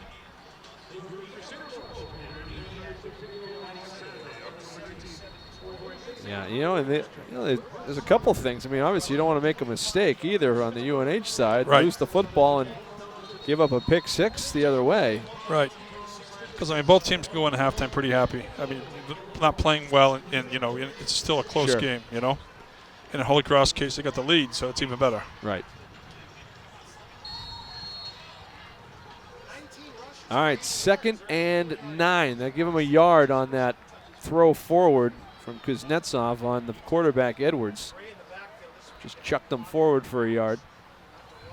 Here is Edwards with time. This time now firing, and this is just out of bounds because it started collapsing, and there's Dan Kuznetsov again. And he's having some words with the line. They're working hard. I'll tell you what, they're grinding this defensive line. Mike Pucko's not going to have any problem with that. Certainly they're taking on the personality of their coach, that's for sure. Yep. Coach Pucko will like that. He doesn't mind if you mix it up a little bit, as long as you're doing it discipline. Discipline-wise, don't give up any foolish penalties. 18 seconds left, 3rd and 9. Holy Cross is going to bring 3 here. And pressure comes right up the middle. Mark Ebo blew up the block and took down the back right at the line of scrimmage. Ebo with a big play, and now is there a timeout from Holy Cross's side? Yep. With 13 seconds. So if you had maybe a gadget play on a return, or maybe you're going to try to, and Holy Cross has done a great job the last couple of years. Here's a replay here where defensive line just dominating the line of scrimmage. You may go after the punter here. Risk and reward's not as bad because it's 13 seconds, and they've had a knack of blocking kicks. So yeah, just don't launch, I guess, on the wedge. But with 13 seconds, it's, you know what I mean. You don't want to do that, but you can go after it. And if you get rough in the kicker, it's not as bad. You'll have one more play. Right.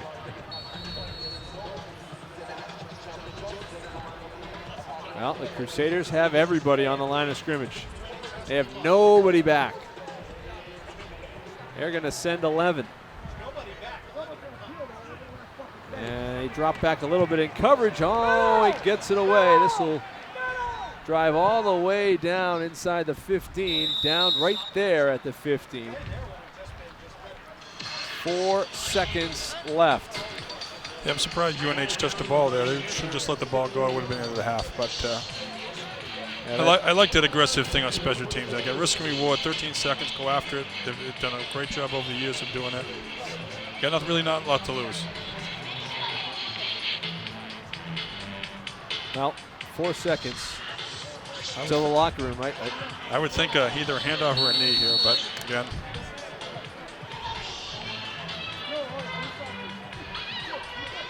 Yeah, they're going to take a knee. See what 88's way in the back.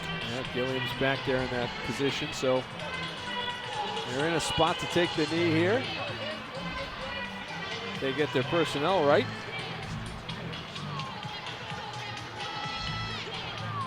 Degenhardt takes the knee, and Holy Cross is going to go to the locker room with a 3-0 lead. A Derek Ing field goal, the difference, and it was set up by a Degenhardt to Gilliam 60-plus yard pass. But otherwise, the defenses have played very well and maybe taken advantage of some execution issues from both offenses as both teams head off here.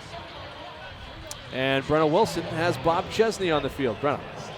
Coach, defense making some great plays for you today. What do you hope to see in the second half? Just some sustained drives. I thought we did a good job of some little plays down the field here. One big chunk play that put us in scoring position, but we got to be able to keep that drive alive and put the ball in the back of the end zone. A little bit more aggressive, hopefully, in the second half. Thanks. All right, thank you, Brenna. Thank you, Coach. Holy Cross on top, 3-0 here at halftime. Ring of Honor induction ceremony coming up at the half, and Coach and I will have more when we return.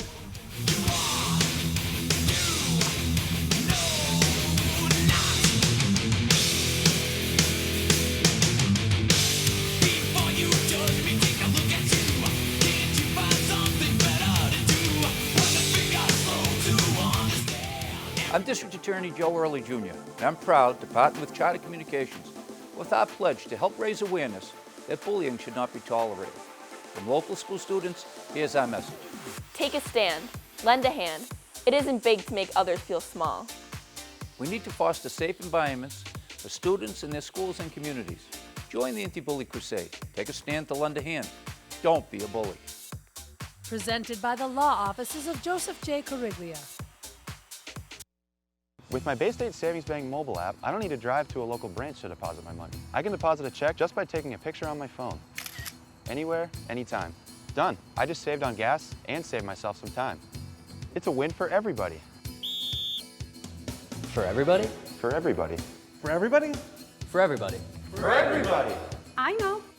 Bay State Savings Bank is proud to sponsor the Friday Night Football Frenzy. Bay State Savings Bank. We take banking personally. Sullivan Group is an insurance and risk management services firm based in Worcester for over 60 years. Our company values, our family values. Committed to our clients and finding them the best solutions. Committed to being independent. Committed to our community. We live here, we work here, we volunteer here. The Sullivan Insurance Group. Committed to excellence.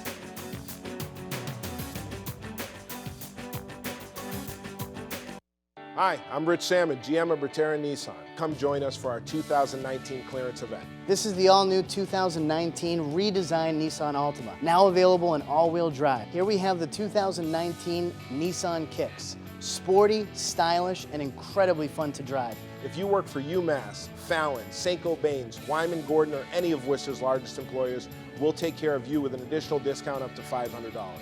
Bertera Nissan, Route 20, Auburn, Massachusetts. Kevin, meet your father. Kevin. Kevin. Kevin. Kevin. Kevin. Kevin. Kevin. Kevin. Kevin. Trusted advice for life. Kevin, how's your mom? Thank you. Life well planned. See what a Raymond James financial advisor can do for you. Bison Pride is the feeling that you get when you're with all of your Nichols friends and you're rooting for your team and your school and your community. Even though we are a smaller school, you feel the big school vibe here. Providing our customers with the highest level of quality, service, and value. Poochie's Fine Jewelry, 205 West Boylston Street in West Boylston. Calling all kids. The Teddy Bear Clinic is back. Bring your parents and your favorite stuffed toy to UMass Memorial Children's Medical Center on Lake Ave in Worcester for the Teddy Bear Clinic on Saturday, September 21st from 10 a.m. to 3 p.m. There you go, Mom. Step aboard a fire truck, check out a police cruiser, and visit dozens of interactive booths at this free health and safety fair. Don't miss the fun. Because learning about health is a very good idea. All right, welcome back at halftime. Holy Cross on top of UNH 3-0. The Crusaders actually being outgained in the game, 178 total yards to 143, but overall pretty even matchup in the first half. The Ring of Honor induction just taking place in halftime, our halftime ceremony. Jerry McCabe inducted, and he is now with our Brenna Wilson. Brenna. Thanks, guys. Yeah, I'm with Jerry McCabe. Congratulations. Thank you very much. Now, you received a lot of accolades while you were here at Syracuse, at Holy Cross, but what does it mean to see your name up there with all of those names now? Yeah, it's amazing. It's just so emotional coming out on the field. Nick Smith walked us out before the game, and to see the picture is just fantastic. It's just really a special time for my boys to be here with me. Yeah, and you say you live in South Carolina now, so Correct. Not often to get back here at Fitton Field, so what does it mean to be back out here on this field? Feels great. The field's in tremendous shape. Unbelievable how much work they've done. And it just looks better than ever. So I'm really happy to be back here. And I came back 3 years ago for Harry Flaherty's induction, and through another storm again. And so I'm going to get back here more often, and it's just really a special honor to be here. What are some memories that you have playing here at Holy Cross? Well, there are many. We had just, the speech a while ago. I think the biggest thing for me was going from, we had a losing season, somewhat of a devastation after the 1985 season. Our coach actually, the late Rick Carter, passed in February of 1986. And so we were 4-6-1 my junior year, and we turned that around and went 10-1 my senior year. So I'm extremely proud of that. Just the team, my teammates and coaches, Coach Duffner and his staff were just tremendous. Yeah, you had great coaches. And what did they bring to the team for you guys? Well, I think they instilled in all of us really what it takes to win, to take one game at a time, and that means one play at a time. It's funny that you didn't hear my speech, but the Bengals had a little quote about Coach Duffner, and that really speaks about all of us, about how we were as a team. So they knew he was a team guy. He understands his role. He was all about playing ball and no agenda at all. He just always brought the passion, and it was a tremendous feeling. I think all of us carried it over, and we tried to provide some leadership my senior year, and of course we had Gordon Lockbaum that helped, and it really worked out to a 10-1 season. What drew you to Holy Cross as a student athlete? Well, a couple things. We had 5 visits in high school. You get them. I think that's the same rule now. 5 visits to colleges, and so I actually visited Holy Cross, University of South Carolina, where my son goes, Navy, and Indiana, University of Indiana, and then one other school. And there were some really key people in place. Bob English was a recruiter in Michigan at the time, and I just saw his son, and we took a picture together up north. So it's really great. And so he was instrumental in really giving me a lot of guidance. And then one of the coaches, he's no longer with, obviously, Holy Cross, Coach Raymond, recruited me along with Coach Duffner. And just a special time. But the big thing was I came in biology pre-med, and I knew I wanted a career in medicine. And we were, they had the best statistics as far as getting people into medical school from here, from the pre-med program. So it worked out. That's awesome. Yeah. Now, you moved on, and now you're in the medical field and everything. Correct. How did everything kind of prepare you, from playing here, going to school here, and then, playing in the NFL as well? How did everything kind of fall into place and lead you to where you are now? Mainly, football, and then, of course, playing with Coach Duffner and under Coach Duffner was a great experience, especially with all my wonderful teammates. It's just many things that I talked about earlier were responding to adversity. It's all about perseverance. I had a detached retina, and now I'm dealing with that. And resilience. Really, you go through some struggles, and you see how resilient you are. And that's what it's all about. And football really teaches you that great, because it's in the course of one game, you can go through many ups and downs, but you really have to persevere and make it and finish the game. So Holy Cross is starting to renew a lot of old rivalries. They had BC last year, this year now they're going back to Syracuse. What does that mean for the program, coming back to these games? Yeah, it's very exciting. I think it's a great step, and I was actually thanking President Burrows, the guy coming off the field. I was like, thank you for, reinstating as much as you had to do with it, instating scholarships, because, it can make a big deal. I mean, when I was coming out, if I didn't have a scholarship, I would have probably went to, maybe an Ivy League school. I don't know, but So the scholarship made a world of difference. So I think that makes you Holy Cross unique. And you're going to attract good students, obviously, but you're going to attract some good players once you give them a scholarship. And so it's very an exciting time. And I think it's just a few years until Coach Chesney and his group, his coaching staff, get them going, because they got them in the right direction now. What they did last year, last 4 games, winning straight, you know, they could have folded, and they finished with a lot of character and won 4 straight. So they know, you know, what's going on. They got them in the right direction. They were ready to play today. If you look at the defense, they're playing great. Offense will get it going, and I'm looking forward to the future. Now, I'm sure they probably told you this earlier as well. We tried getting some dirt on you. Everyone said that you were quiet, humble, great leader, but that you hit like a truck on the field. So knowing today's game, how do you think, would your style still be good out there in today's game? Yeah, well, it's not taught anymore, that's for sure. And they didn't really teach it to me. It's just kind of my style, just to stun people before I threw them away from me. Yeah, just, I always did that, and it worked. And it was, especially as a defensive player, you want to get rid of the blocker as soon as possible. So it just happened to be the way I played, and it worked for me. I wish I didn't have the multiple ankle problems that I had started in 8th grade. Got multiple surgeries, and that held me back a little bit, unfortunately. But we persevered and made the best of it, and I think it's worked out in the long run. Now you have your sons here. How special is it to have them with you? It's just fantastic. Justin is a senior computer science major at Clemson, doing very well, and Jared's a freshman, first-year student at University of South Carolina Honors College. So. Doing very well, not going to go into medicine, but they're, I couldn't be prouder. They're just really, really special. Now, are they playing any sports, or? Jared played last year, high school football, but, and he, threw track, did shot put and so forth, but no, they're done. They're concentrating on their academics now, so they're going to be focused on everything going forward academically. What are some games that stick out for you as a player? One of the biggest games was the Army game my senior year, when we finally turned the corner and won 17-14, and that was huge for us. Army had been in 2 previous bowls, the 2 years before. I think, they beat Illinois and Michigan State and so forth, and they were really, really good team and well-recognized team. They had a good quarterback, and so we, it was really a great goal of ours, and we finished it 17-14 and went on to a 10-1 season. Of course, I always loved playing Boston College, and so that was a thrill for me, and I loved all those games. And my sophomore year, I guess Flutie graduated and won the Heisman. So who's that? Yeah, so everybody knows him. So great player, and Boston College always been good, and they've been a great team. So those were the main.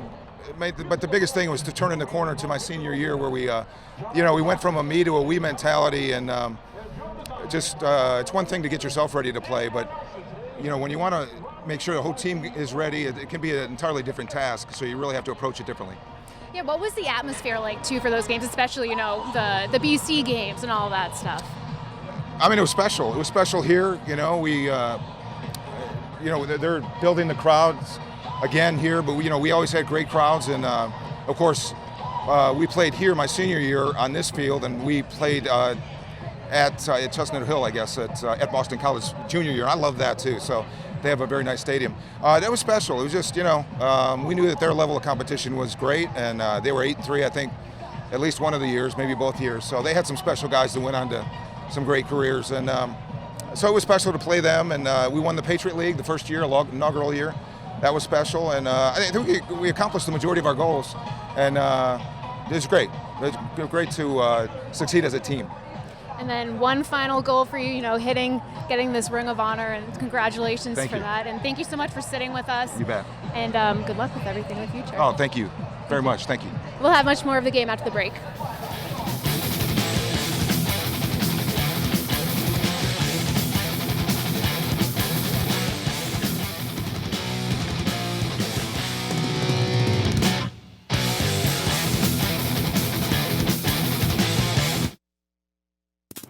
Crusader Nation, your Holy Cross football team is on the rise. Our accomplishments in 2018 didn't happen by accident. They were the result of hundreds of hours of work, in the weight room, in the film room, on the practice field, and on game day. Our highest finish in the Patriot League since 2009? That happened. The largest comeback in program history? That happened. And the kick is through! Holy Cross with a walk-off win! Yeah, that definitely happened. Our winning streak to end the season continued well into December as we locked down the top recruiting class in the Patriot League and one of the best in the nation. So yeah, a lot happened in 2018. Now come see what happens next.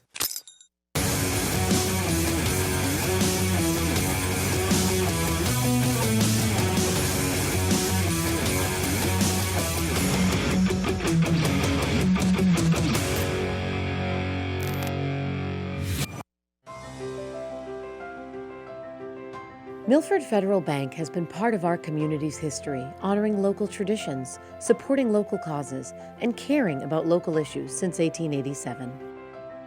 While many community banks have come and gone through the years, we're still here, committed to our loyal customers and the communities we serve.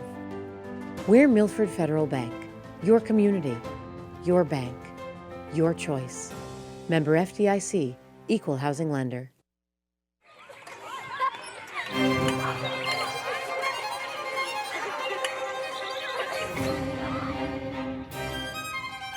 So the next step for you guys is to start taking circumferences. See where it's marked on beats 1 and 3 in that measure? Okay, good. Let's go one more time from the beginning. Here we go. Yeah. All right.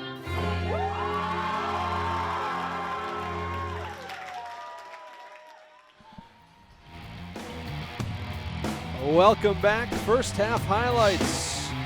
Yeah, this is when they were pinned back and he hit the biggest play to have for them, but Holy Cross held on to score. That was the biggest pass, 42 yards. This is what we've been asking for, the vertical pass out of Apio. He wide open, hits him in stride. Big 62-yard gain that led to a field goal. So that was the Crusaders' longest play from scrimmage. It set up a Derek Ing field goal, which is the only score of the contest. Crusader defense has been good. The only turnover was this one late in the half, a pick from Smith. Both teams have taken care of the ball relatively well. They really have, and that was a big interception right there to stop the scoring drive. So, all right, so 3-0 Holy Cross after one half of football. Coach Wallace and I have more when we come back, and much more of halftime as the teams start to re-enter the field. We'll be right back after these messages. District Attorney Joe Early Jr., and I'm proud to partner with Charter Communications with our pledge to help raise awareness that bullying should not be tolerated. From local school students, here's our message. Take a stand. Lend a hand. It isn't big to make others feel small. We need to foster safe environments for students in their schools and communities. Join the Anti-Bully Crusade. Take a stand to lend a hand. Don't be a bully. Presented by the law offices of Joseph J. Corriglia. With my Bay State Savings Bank mobile app, I don't need to drive to a local branch to deposit my money. I can deposit a check just by taking a picture on my phone. Anywhere, anytime. Done. I just saved on gas and saved myself some time. It's a win for everybody. For everybody? For everybody. For everybody? For everybody. For everybody. I know. Bay State Savings Bank is proud to sponsor the Friday Night Football Frenzy. Bay State Savings Bank. We take banking personally. Sullivan Group is an insurance and risk management services firm based in Worcester for over 60 years. Our company values? Our family values. committed to our clients and finding them the best solutions.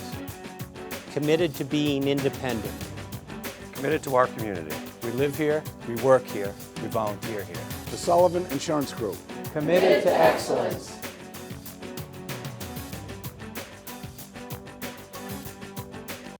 Hi, I'm Rich Salmon, GM of Bertera Nissan. Come join us for our 2019 clearance event. This is the all-new 2019 redesigned Nissan Altima, now available in all-wheel drive. Here we have the 2019 Nissan Kicks. Sporty, stylish, and incredibly fun to drive. If you work for UMass, Fallon, St. Gobain's, Wyman Gordon, or any of Worcester's largest employers, we'll take care of you with an additional discount up to $500. Bertera Nissan, Route 20, Auburn, Massachusetts. Kevin, meet your father. Kevin. Kevin. Kevin. Kevin. Kevin. Kevin. Kevin. Kevin. Kevin. Trusted advice for life. Kevin, how's your mom? Thank you. Life well planned. See what a Raymond James financial advisor can do for you. Bison Pride is the feeling that you get when you're with all of your Nichols friends and you're rooting for your team and your school and your community. Even though we are a smaller school, you feel the big school vibe here. Providing our customers with the highest level of quality, service, and value. Poochie's Fine Jewelry, 205 West Boylston Street in West Boylston. Calling all kids. The Teddy Bear Clinic is back. Bring your parents and your favorite stuffed toy to UMass Memorial Children's Medical Center on Lake Ave in Worcester for the Teddy Bear Clinic on Saturday, September 21st from 10 a.m. to 3 p.m. There you go, Mom. Step aboard a fire truck, check out a police cruiser, and visit dozens of interactive booths at this free health and safety fair. Don't miss the fun. Because learning about health is a very good idea. All right, look at the first half statistics. Yards, a little edge, as we mentioned, to UNH, 178 to 143. UNH establishing the ground game a little bit more effectively, just 81 yards rushing, though, from the Wildcats. 24 for the Crusaders. Neither team all that successful on converting on third down, and neither team converting on fourth down, and possession relatively even in this one. Yeah, that's unbelievable. I mean, possession is almost exactly equal. You don't see that very often. UNH will get the ball to start the third quarter. They, remember, won the opening coin toss and deferred. And so the Crusaders to kick. Wilkinson gets the bunch, and they will now reset.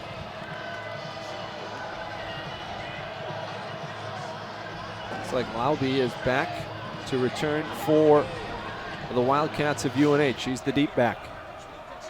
Wilkinson getting into one and into the end zone and taking it out about 3 yards deep. Lauby. And he is hit immediately over the 15. Terrell Prince got the first hit. And now a flag flies late.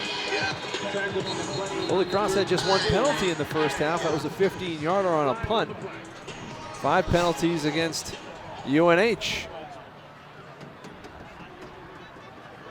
Let's see.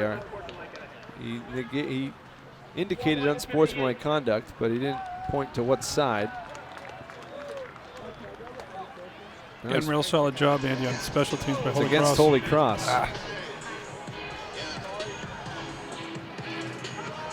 Having some mic issues, I think, with our official, Eric Lewis. Second penalty against Holy Cross. Both have been big, 15-yarders.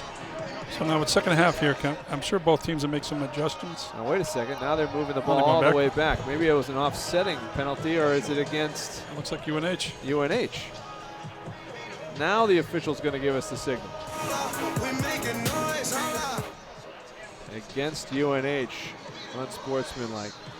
So his fellow officials assumed it was against Holy Cross. It was against UNH. So now the ball's back inside the 10, the 9-yard line is where the Wildcats get it.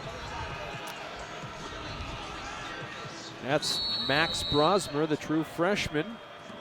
And this is something that Ricky Santos indicated. You might see both quarterbacks today. And the first handoff is stuffed right back at the line of scrimmage. And it was Modak leading the way for the Crusaders. Yeah, you got to be real happy with the defensive line play. Like we've mentioned many times during the broadcast, they've been outstanding. They've been controlling the line of scrimmage for the most part. And in the beginning, pressure, which is 3, and that's such an advantage. You can drop 8. You know, they were not having to blitz as much. It's a loss of 2 on the play. The Modak tackle for a loss. Second down. Rosmer is just standing on just about his 1-yard line. Hand off to Washington with a blocker in front. And a good gain there out to the 14-yard line from Washington. Dobbs tracked him down. And he had a big guy out in front of him, a big offensive lineman, Matt Massia. Third down coming.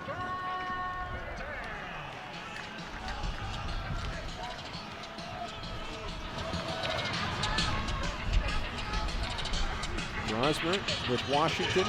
and 4 receivers. Crusaders showing like they're going to bring a linebacker or two. Now they back that off. They will bring a delayed blitz. It's completed to the 17-yard line. Now to the 18. It's going to be close to first down yardage, depending on the spot. It looks close. They're going to bring the measurement out. Yeah, that's real close. Sticks are on the opposite side of the field, so they're going to have to bring them all the way across.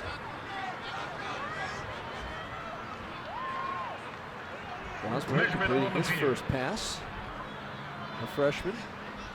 Again, a good quarterback competition in preseason camp. Ricky Santos, quarterback's coach and associate head coach, now the interim head coach. Talked about it this week. Confident in both those guys. They stretch the chains, and it's going to be a first down for UNH.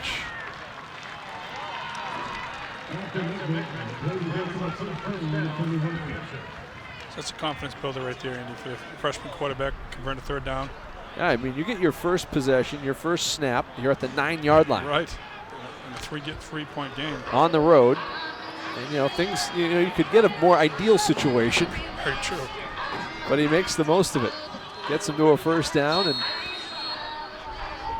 he's in the shotgun with Washington next to him. And he gives it to him.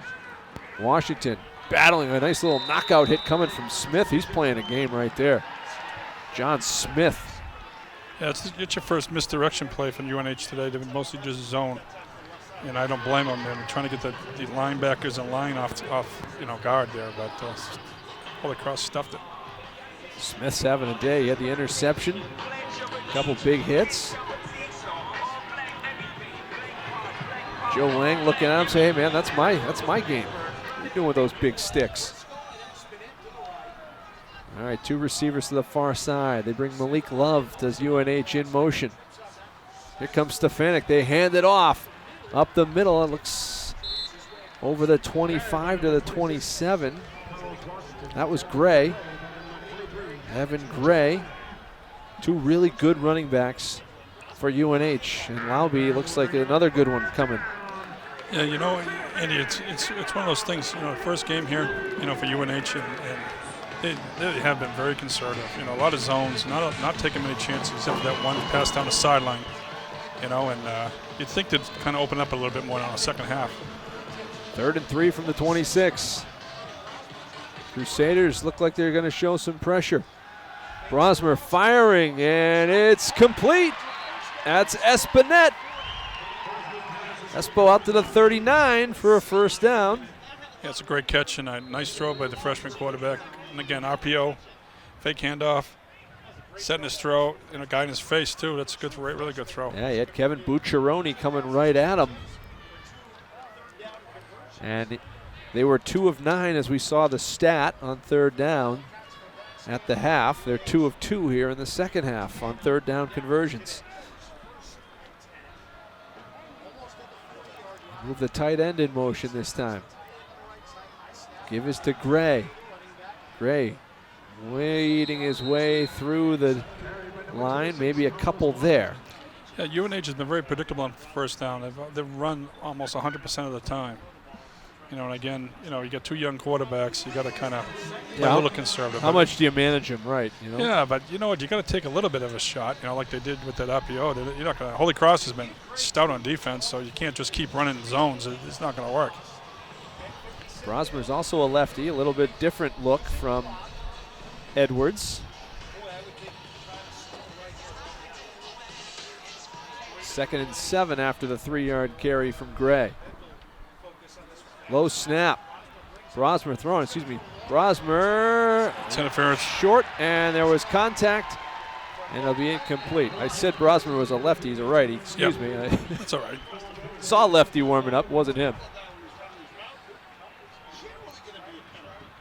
So again, UNH has had some success, throwing the ball down the field. That wasn't complete, but it's a 15-yard gain with the penalty. I just think they have to do something like this. Similar to Holy Cross, you just can't just try to run off tackle against either defense. They're just too strong. Stretch the field to keep the defense honest. And even if you don't hit it, Andy, like we talked about, you know, I mean, you loosen up the defense by doing that, you know. And if you do hit it, it's a big gain. Yeah, just a takedown there at the end of the play. You know, it's interesting though. You know, there's not a lot of tempo going here. You know, it's very like out of the huddle. You know, walk to the line of scrimmage. You know, you see these high tempo teams. You're used to them coming out of the huddle and snapping the ball. Not a lot of flow to the game either. As a result, Connor again. They fire Malik Love. He's right at the sticks. Looks like a first down for UNH, delivered by Brosmer.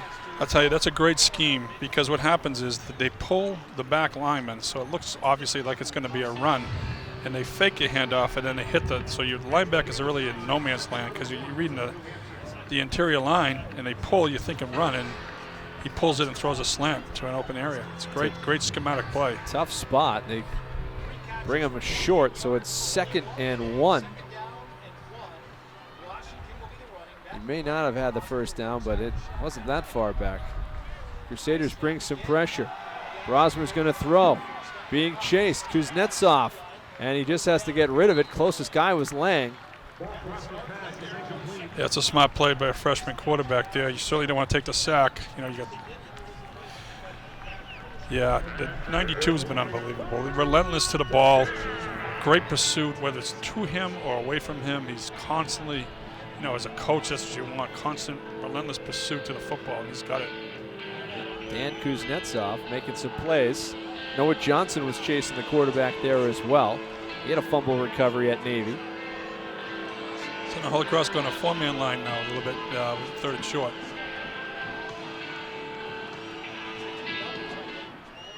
It's a handoff. That's Washington. Stop Washington stacked up.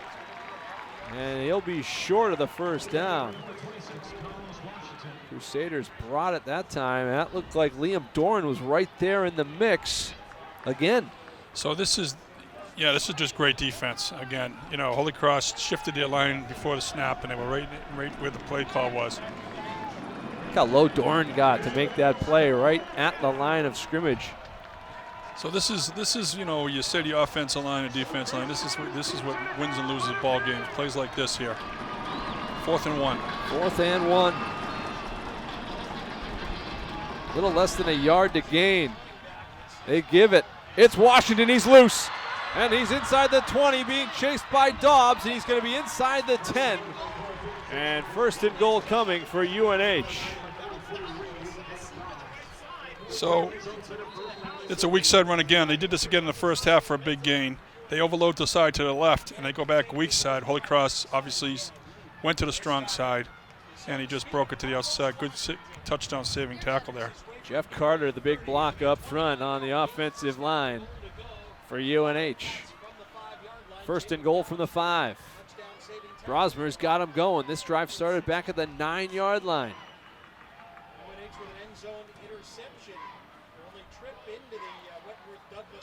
Brosmer hands it off. It's Washington. Bounces at the line of scrimmage and goes nowhere. Whitley got to him. Yeah, going straight ahead, strong side. The Holy Cross, again, has been really tough. The only 2 big runs they've had have been weak side plays. So I'm looking possibly, if you trust your freshman quarterback, it would be a good time to do a play action pass here, an RPO or something. Again, see really strong to the left-handed here with the tight end. Standing at the 10-yard line in the shotgun. I think you're going to see a run back to their right.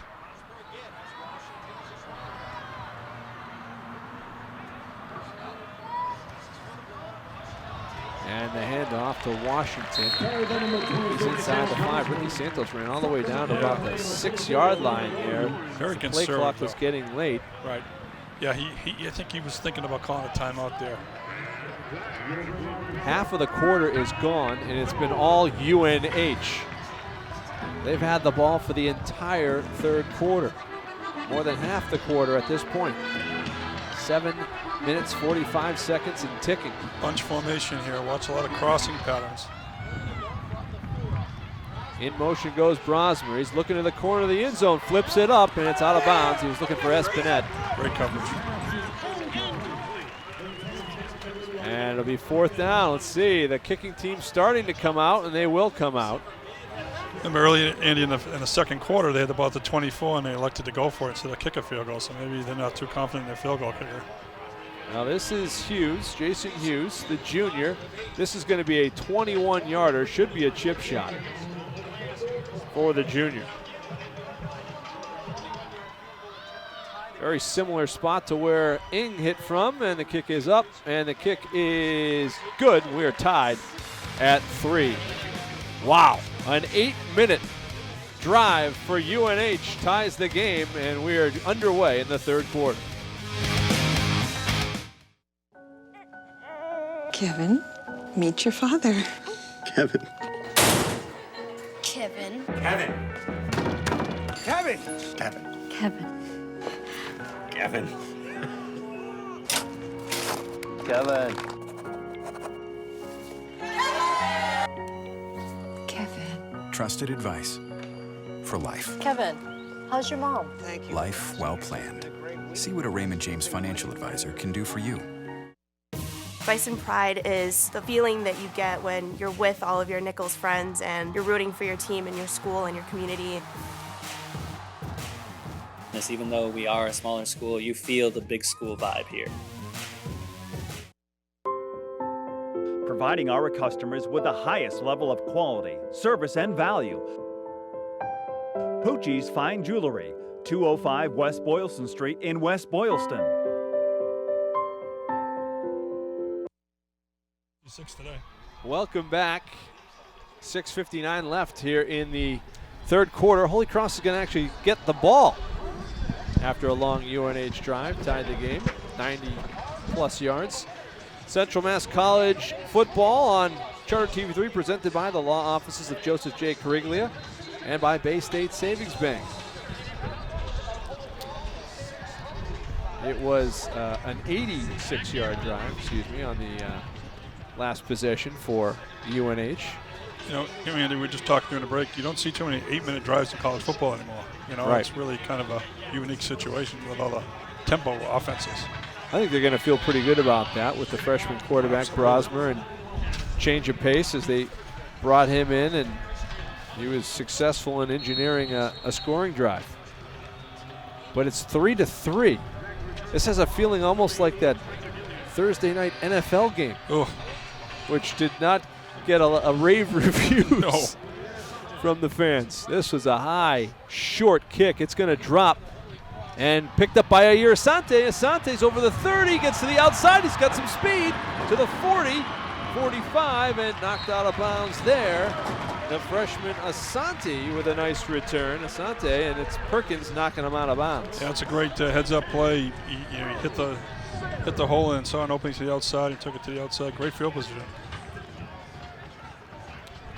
And Holy Cross, they'll spot the ball at their own 48-yard line.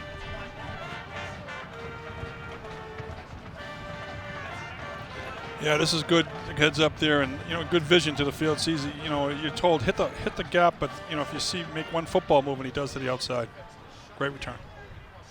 Crusaders quickly getting up and faking the give. The quick out to Gilliam. Gilliam in space. Nice hard pop there by Isaiah Perkins. I like that.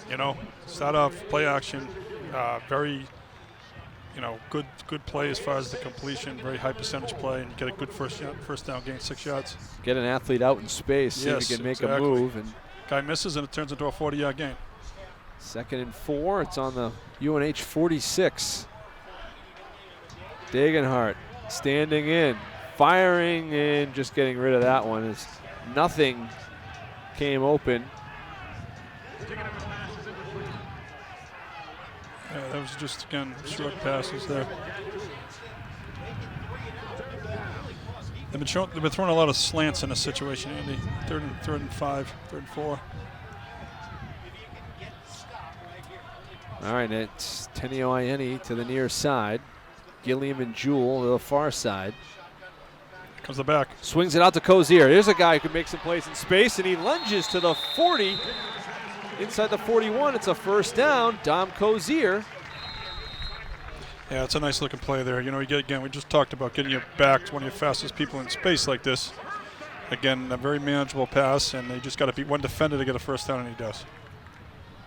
And the Crusaders not fully at full strength from that running back position. I'm looking down, I see Miles Alexander with a helmet off. Haven't seen him since really the first kick of the game. And he carried a lot of the load in week 1 with Cozier down. So it looks like it's Dom Cozier and Pete Oliver the rest of the way. Maybe some Forrest. There's a quarterback keeper and going nowhere. A loss on the play. I like the idea of it anyway, though.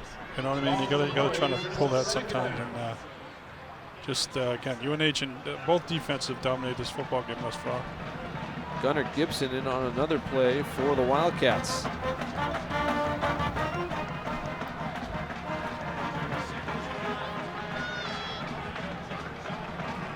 Here is Dagenhart, 2nd and long. Dagenhart under pressure, he's going down. He is sacked. It's Cameron Brusco getting to him. Yeah, it's a good call, blitz here. He just found a gap. You see how the defensive lineman going to the left, leaving up the right side there. Comes right through a gaping hole. Relatively well protected today was Dagenhart. He has been chased around and had to throw a couple balls away, but Brusco getting the sack that time for UNH. 3rd and a long way now, 17 yards. Let's see a screen or something if they have it in their game package today. Fake the give to Peter Oliver. Throwing downfield to Ianni. Ianni tied up. And with Prince Smith, and that one incomplete. Good coverage downfield. So Derek Ying will come out with the punting unit and try to pin UNH here. It's a good job of UNH. A really good kickoff return by Holy Cross. Got the ball almost to the 50, and they got a first down, and they stop them. So.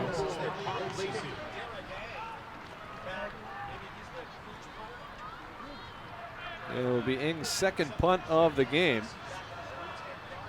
And he angles this one towards the corner. Good run, and they could not keep it out of the end zone. Yeah, touchback. Ing did his job. They just could not locate it. Prince was the closest man to it. College football on Charter TV3 is brought to you by Berterra Nissan of Auburn, the Bancroft School in Worcester, Milford Federal, Holy Cross Athletics, the Sullivan Group, Pucci's Fine Jewelry, Nichols College, the Wealth Management Group of Raymond James Worcester, and the Central Mass Safety Council, and by the letter B. 3-3 the score, 4:06 remaining here in the 3rd quarter.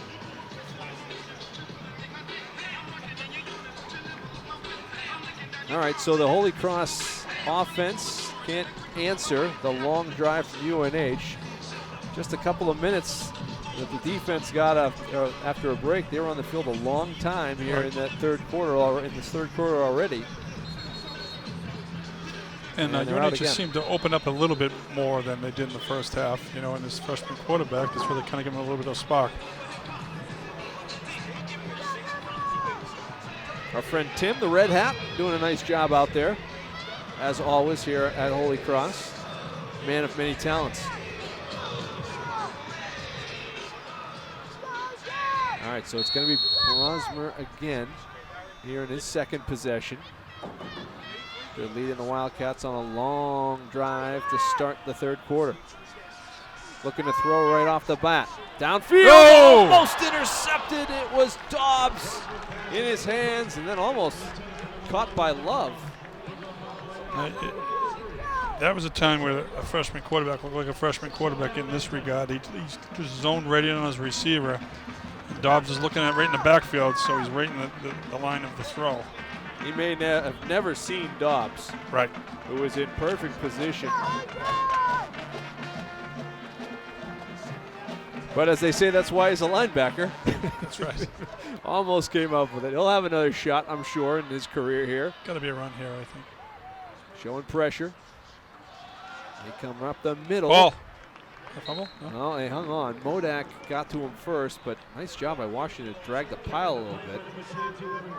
Be a third down. Excuse me, it was Gray on the carry.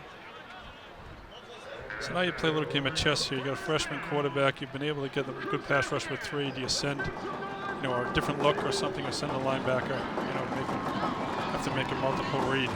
Rosmer has done well to find his guys downfield. He looks, and I don't want to unfairly judge him, a little less elusive than Edwards. Right. But they're empty too. They may be coming. 5 receivers. They just sent 3, does Holy Cross. One of them was Whitley. Now Brosmer is scrambling, and he somehow finds some space. And Terrell Prince is going to get to him right at the 27, short of the first down.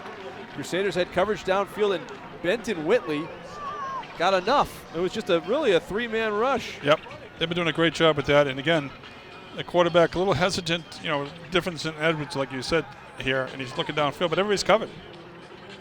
And a real good open field tackle here. Stops him, that's great.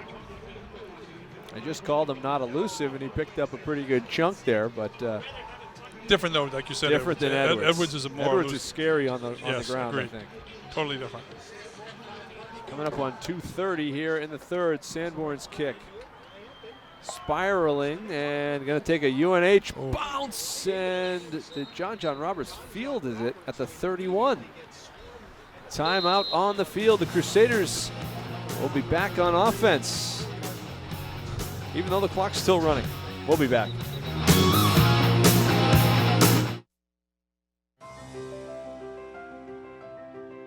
Milford Federal Bank has been part of our community's history, honoring local traditions, supporting local causes, and caring about local issues since 1887.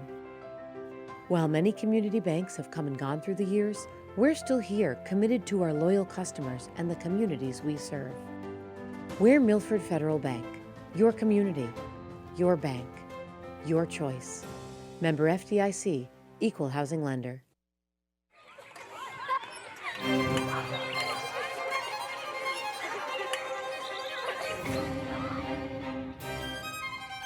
So the next step for you guys is to start taking circumferences. See where it's marked on beats 1 and 3 in that measure? Okay, good. Let's go one more time from the beginning. Here we go. Yeah. All right.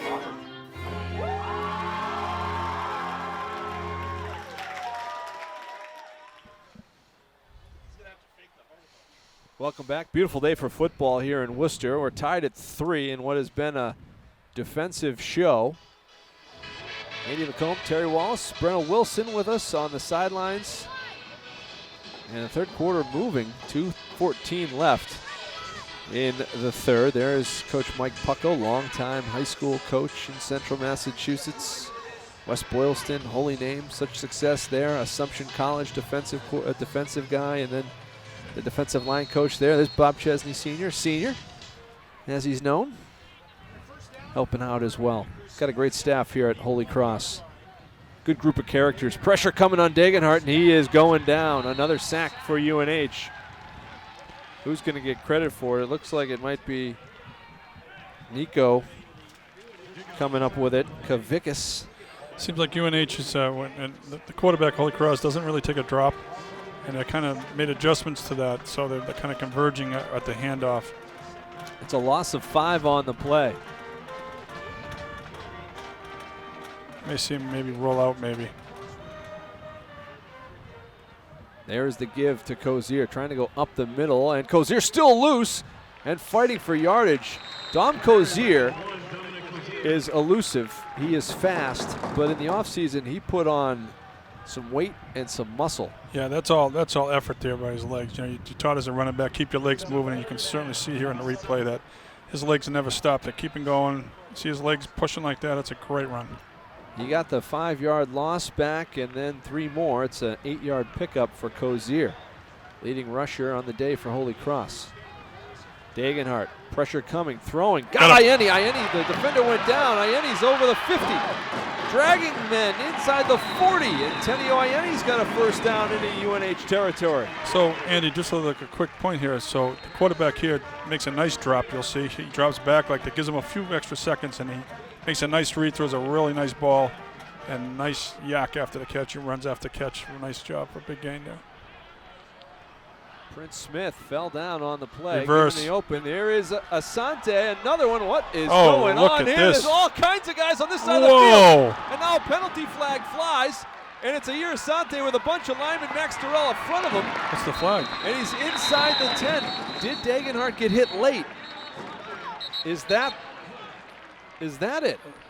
Or are they going to call this an illegal play? It's got to be. Everything was backwards. Unless they had a lineman downfield, which the referee wouldn't make that call. They're going to look right at Bob Personal Chesney. It foul? is roughing the passer. That's Beautiful. the initial call, and this thing stands. So I'll tell you what, you draw this up on the board, Andy, I'd be impressed. Yeah, Terry, this looks like something you were cooking up at Auburn High back in the day. There you go. So you start with a jet sweep, turns into a toss, and then you throw back to the quarterback, who throws it back to, I believe, the initial person. Unbelievable. And then you got Darrell. And you got and Foley. You got your whole offensive line down blocking deep. I mean, yeah, is Ken LaChapelle on the staff? Let me tell you. Did he add him as well? My hat goes off to the schematic offensive coordinator on that one. That's unbelievable. But you know what? In a game like this, you got to come up. You got to think a little bit outside the box and have something like that, because it's not. You're not getting lots of chunk plays in your regular offense. What a play! That was wild. And so Asante, it wasn't pretty. No. Dom Thomas's pitch wasn't the prettiest, and he paid for it. But man, he did his job. Here's Dagenhart down at the 5-yard line. Give is to Cozier. Gets away from one. Cozier fighting for the end zone. He's inside the 1, where it was a battle for yardage there. I take it to the quarter now and come up with a real good, one of your good goal line plays here. Holy Cross is getting right back on top of the ball. 4 seconds, 3 seconds, 2. That is the quarter. And so we go to the fourth quarter, tied at 3. The Crusaders are knocking on the door. We'll be back. Crusader Nation, your Holy Cross football team is on the rise. Our accomplishments in 2018 didn't happen by accident. They were the result of hundreds of hours of work. In the weight room, in the film room, on the practice field, and on game day. Our highest finish in the Patriot League since 2009? That happened. The largest comeback in program history? That happened. And the kick is through! Holy Cross with a walk-off win! Yeah, that definitely happened. Our winning streak to end the season continued well into December, as we locked down the top recruiting class in the Patriot League, and one of the best in the nation. So yeah, a lot happened in 2018. Now come see what happens next.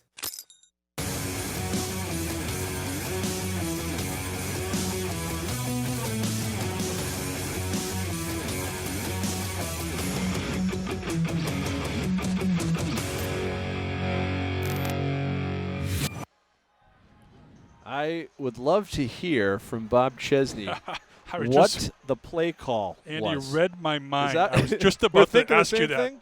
I said, there's got to be something like, the Terminator or something like that. There's got to be a play call. What was the play call for that? That'll be the first question I ask him. Yeah, that was not on camera. He'll tell me maybe off camera. Right. That was fascinating, really. I mean, what a fun-looking play. And you love that as a coach. You come up with something really outside the box, and it works like that, even though it wasn't, like you say, pretty. You had to do a lot of things. The lineman had to be in a certain play. They couldn't be too far downfield. I mean, they had to execute it the right way. There was a lot of moving parts. We have a hard enough time calling this game. It's tough to call a play like that. 15 minutes of football left. Crusaders knocking on the door. It's 2nd and goal from the 1.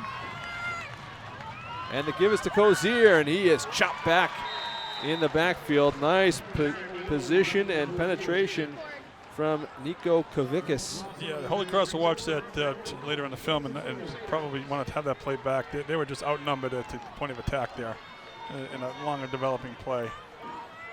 You may see something similar formation, then maybe have the quarterback roll out to the right. Because they're daring them. They literally almost have 11 guys on the line of scrimmage here. Yeah, they've got everybody in the box, it looks like here.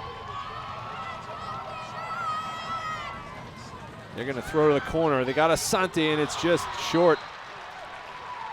Good design. They just didn't execute there.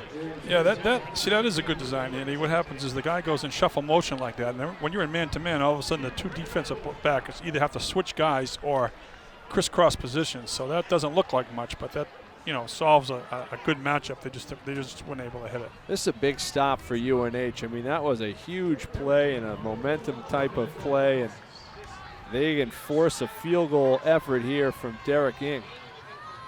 This is a 20-yarder. Just near the left hash. Oof. John Roberts gets the hold down, does a nice job, and the kick is through. And Holy Cross retakes the lead on Derek Ing's second field goal. It is 6-3. College football on Charter TV3 brought to you by Bertera Nissan of Auburn, the Bancroft School in Worcester, Milford Federal, Holy Cross Athletics.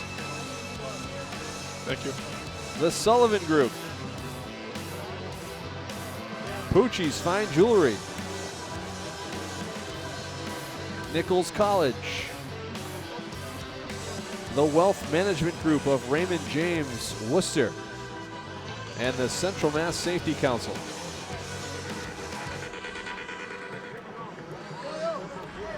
Well, statistics through 3 quarters. Connor Degenhardt, 15 of 25, 189 yards. He's taken care of the ball, has been sacked twice. Crusaders have not gotten to either quarterback, but they have put some pressure on both Brett Edwards and Max Brosman.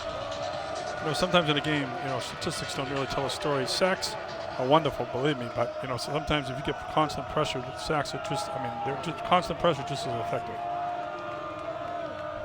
UNH time of possession in that third quarter gives them a bigger margin after 3 quarters of play.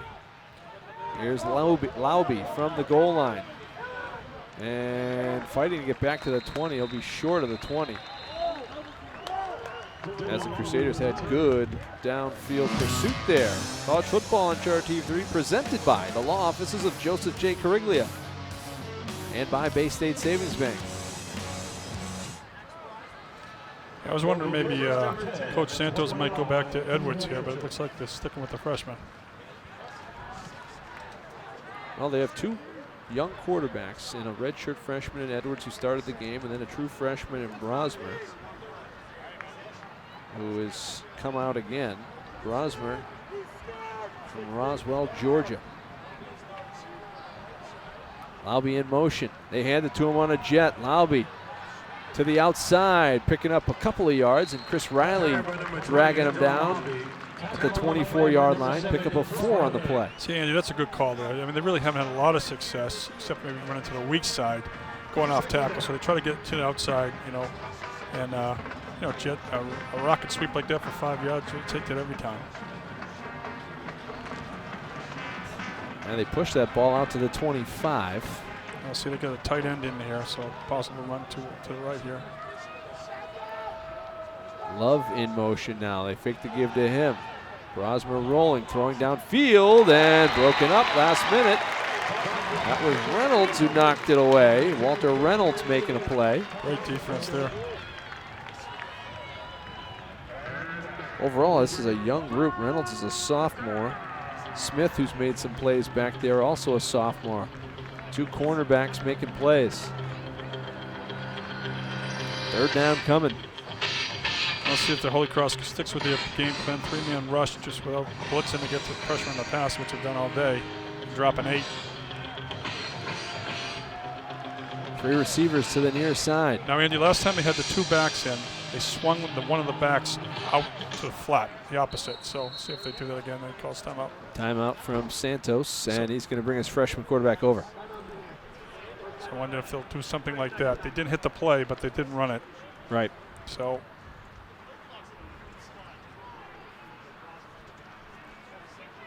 6-3. who would have thunk it, huh? A good baseball score here. Fourth inning. Yeah, unbelievable. It's a good thing we had this is like Earl Weaver baseball, 3-run homer or something. It really is. Nice night, nice day for a football game. Yeah, Coach, you know, you're an offensive guy. There's no question about it. I haven't had too many 6-3 games in my life. No. But, you know, you're winning, so that's good. And you know, again, Coach Chesney and his staff, I mean, these kids, no one takes a play off. And that's all you want is a culture. And they got that here for sure. So that's good. Now they go empty here. All right, Brosmer with 5 receivers. See if the Crusaders just bring the 3 again. And now they move the running back back. Here they come, swinging and out. Receivers blocking in front. Washington fighting for the sticks. They didn't get it. Crusaders rally to the ball, and Terrell Prince and company come up with a play. You know, again, in a play like this, you want to make sure you rally to the football. And just, again, look at all the purple people coming to the ball. And there's 3, 4, 5, 6 guys, 7 guys to the football. And that's exactly how you teach defensive football. Heck of a play by Riley at the bottom there. 4th down, short of a yard there. When he had the ball on the flat there was almost no way you thought he wouldn't get the first down. Right. Punt coming. Sanborn driving one. John Roberts from the 25, looking for room. There isn't much there. And he is taken down quickly. Looks like Evan Gray, the running back, coming up with a big play there. Crusaders on top 6-3 and getting the ball back in the 4th. I'm District Attorney Joe Early Jr., and I'm proud to partner with Charter Communications with our pledge to help raise awareness that bullying should not be tolerated. From local school students, here's our message. Step up so others won't get stepped on. Take a stand and lend a hand. We need to foster safe environments for students in their schools and communities. Join the Anti-Bully Crusade. Take a stand to lend a hand. Don't be a bully. Presented by the law offices of Joseph J. Corriglia. With my Bay State Savings Bank mobile app, I don't need to drive to a local branch to deposit my money. I can deposit a check just by taking a picture on my phone. Anywhere, anytime. Done. I just saved on gas and saved myself some time. It's a win for everybody. For everybody? For everybody. For everybody? For everybody. For everybody. I know. Bay State Savings Bank is proud to sponsor the Friday Night Football Frenzy. Bay State Savings Bank. We take banking personally. All right, welcome back, Holy Cross cheerleaders. Rallying the crowd here. Good crowd. Great crowd. A lot of people still out on the football field, although they've thinned out a little bit, the tailgating crew. There were a ton during that first half. Connor Dagenhart's out. He's 15 for 26, 189 yards. And has a chance here to see if he can move the Crusaders offense. They're back at the 26-yard line to start. Dagenhart throwing, has Mountain. Mountain is close to a first down, right at the 36-yard line. That's a great He's first got down it. play. Derek Mountain's a guy, coach, that really presents matchup problems, and should the rest of the way, except maybe at Syracuse, but for his size, he's tough. Yeah, I saw him in the Navy game on TV. They cut a nice crossing pattern for about 30 yards. That was the biggest play from scrimmage in the game against Navy. Here's Peter Oliver with a little burst of speed up the middle over the 40 to the 41. It's 5 yards for Oliver. That's a penalty.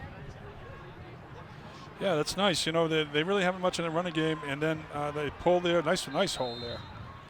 You know, and then, you know, it'd be nice to kind of take a nice drive here, take some time off the clock, and get points on the board.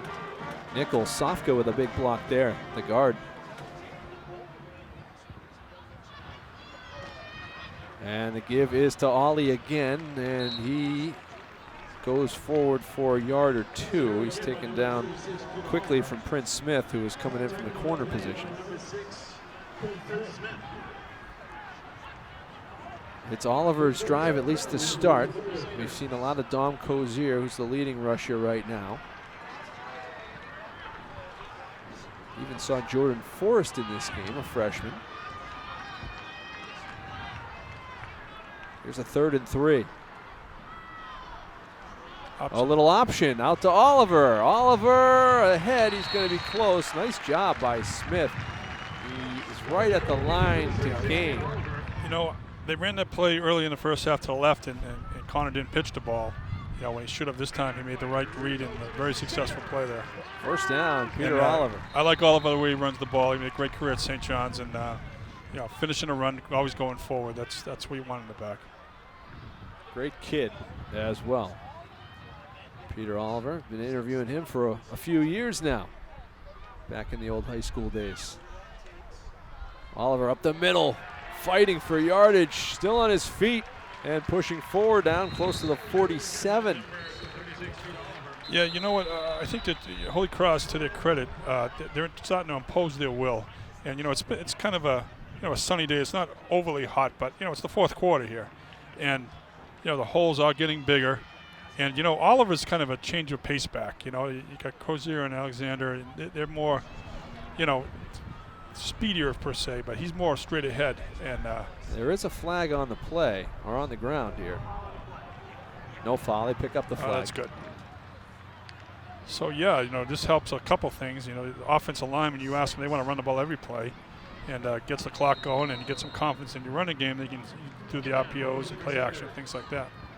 And Chris Smith, the offensive line coach, does a great job with this team to rotate in linemen, keeping some guys fresh. He's got confidence in a lot of younger guys. This one to Oliver, fighting for yardage after that first contact again. And that's something that Bob Chesney wants to see out of all his guys. But Peter Oliver, a strong kid, doesn't want anyone going down on first contact. Wants effort to continue to pick up that yardage. They're going with pace here. Yep. 3rd and short. Back to Oliver. Nothing there, and he's stuffed. Back at the 50. Brusco is there. Making the play. But good penetration up the middle from that UNH front 4. Tell you, I like the tempo. They just went to the well too many times there. But I like the idea of tempo in that situation. You know, just UNH made a good defensive play. And so here is Wilkinson to punt. 9:40 on the clock and ticking. I wouldn't be surprised if we see Edwards back in the game, Andy, in the strive. Good high kick. This will not be returnable for Lacey. He calls for a fair catch and makes it through the wash at the 26-yard line. 9:27 left here in the 4th quarter. Crusaders hanging on to a 3-point lead.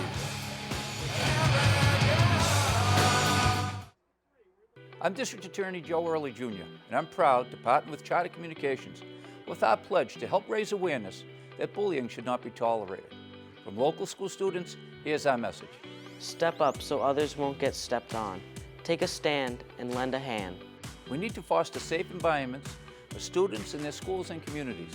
Join the Anti-Bully Crusade. Take a stand to lend a hand. Don't be a bully. Presented by the law offices of Joseph J. Corriglia.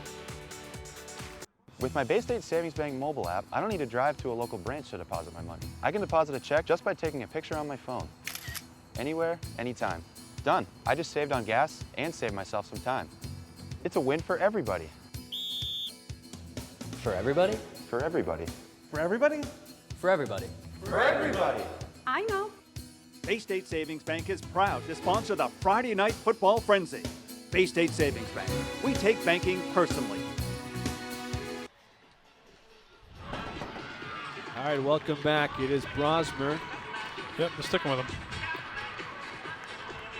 And he's into the game with Carlos Washington in the backfield with him. Plenty of football left in this one.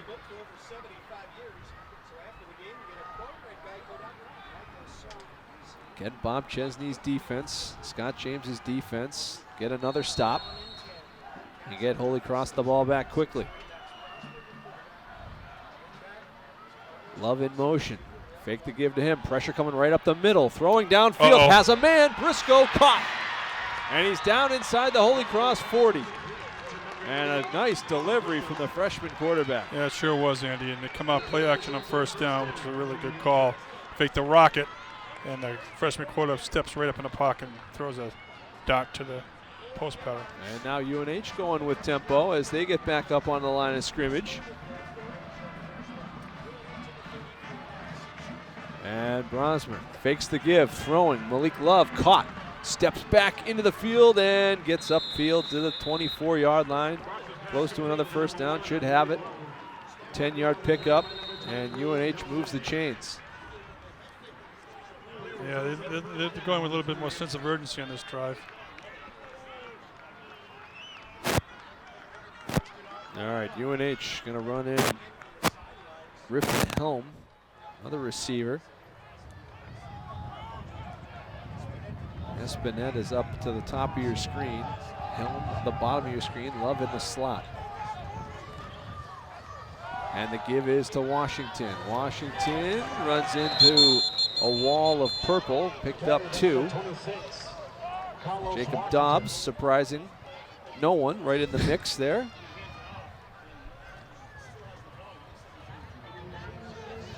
Now you're a freshman and you come out and you post 13 tackles at Navy in your first collegiate game. Right. You turn some heads. Absolutely.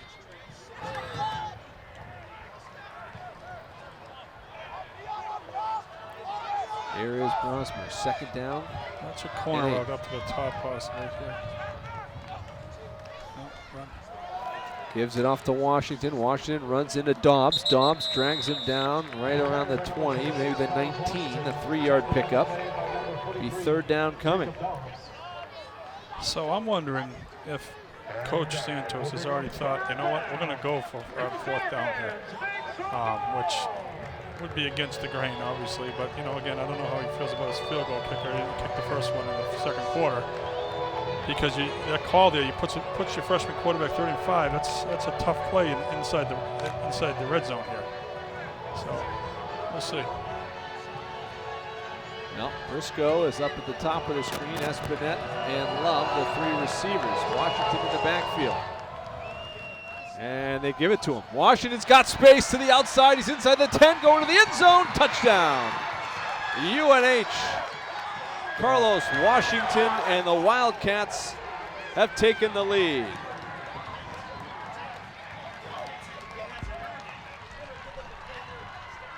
Yeah, that's a great run. Good job up front blocking. Again, Holy Cross have been great all day. They just, UNH made a nice play. Now this extra point's huge. 9-6, and so here's Hughes to try to give UNH a 4-point lead. Kick is up, and it is through. 10-6. UNH takes their first lead of the game with 6:52 remaining in the contest. Yeah, he just makes a great run here. 3rd and 5. Look at the hole. A lot of confidence, obviously, in kid Washington. He makes him look good there. Coach Santos.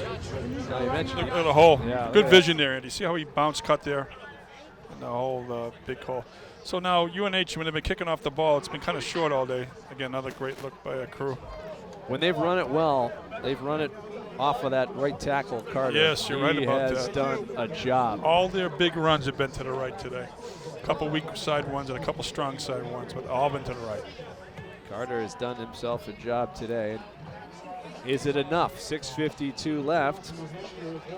Holy Cross hasn't put one in the end zone yet. Well, as I say, Andy, the kickoffs have been kind of inconsistent, so maybe he'll kick us short and get good field position here. And this is Jordan Kahn kicking off. And it is another short kick, returnable. John Roberts from the 10 with some pace. Spins off a tackle, still on his feet, but nice job of pursuit from UNH. Ball's going to be spotted at the 22. Special teams, both sides have been outstanding today. They really have. So no panic here. Got plenty of time. Want to get a nice drive start at first play here.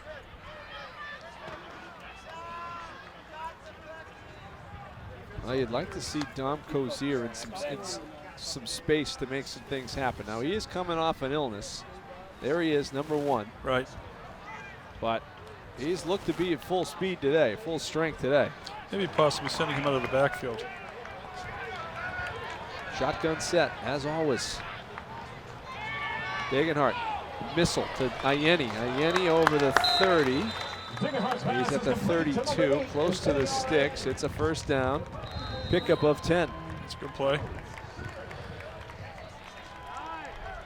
Degenhart just throws seeds. He does. He's got a really strong arm. You want their quarterbacks to get rid of the ball quick and early in the progression. There is Cozier, and Dom Cozier with a burst. His best run of the game. He's out to the 45. Pickup of 13 and a first down.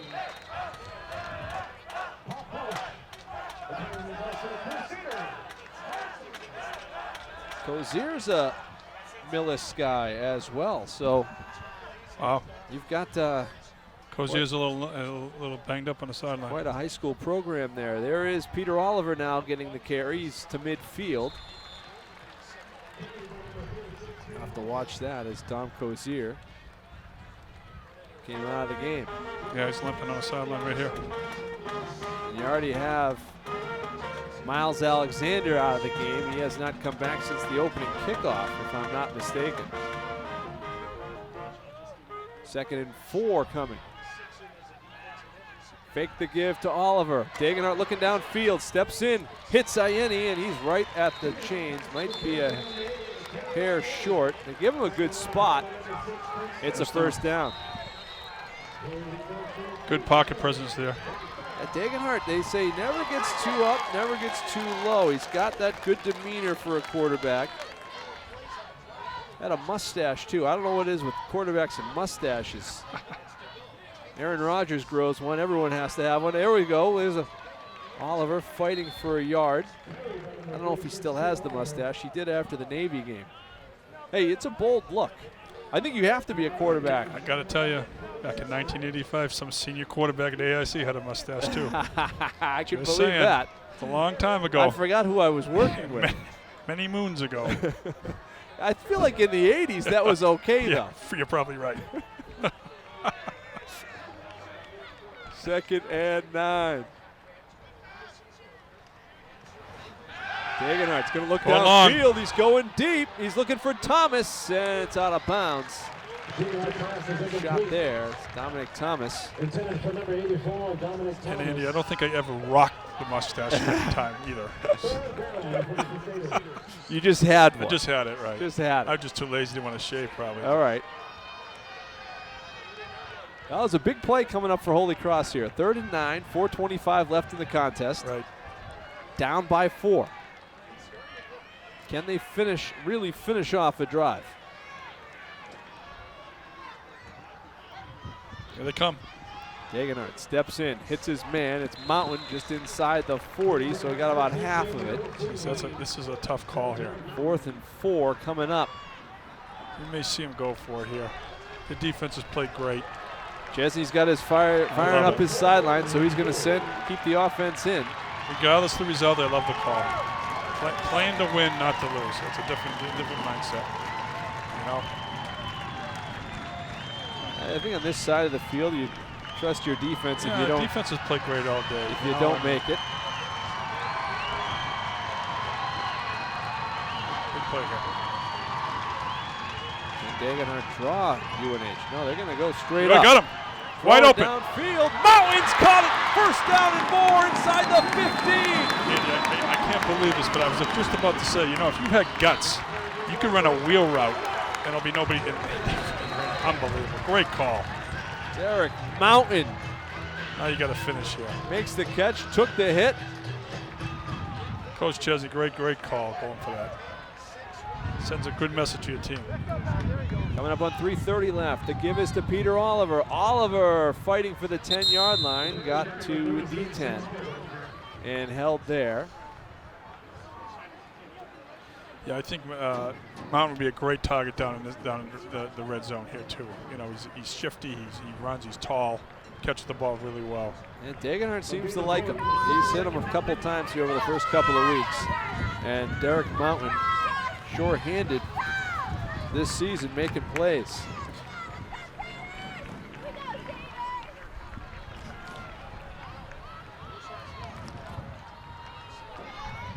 Mountain having a big day, 6 catches. They give it to Oliver. Oliver tries to get outside. What a great play by Brusco. Brusco making another play. Still a good call. UNH made a great play. That was something getting to the outside. Derek Mountain, 6 catches, 55 yards. So Andy, I love this here. Mountain's solo here. Oh, I'm sorry. Ieni, another guy. But they're bringing the safety over the top, which is actually pretty smart for UNH. Man and man. Degenhardt firing, corner of the end zone to Asante! Oh! Incomplete. Nice defense from Smith. Oh, Prince Smith made the play he had to make because that was a great ball from Degenhardt. Yeah, it's a great, you know what, sometimes defensive players make great plays, and he did. Good ball, good effort by the receiver. I mean, it's just a good football play all around. Well done. I think you got to go to Mountain here.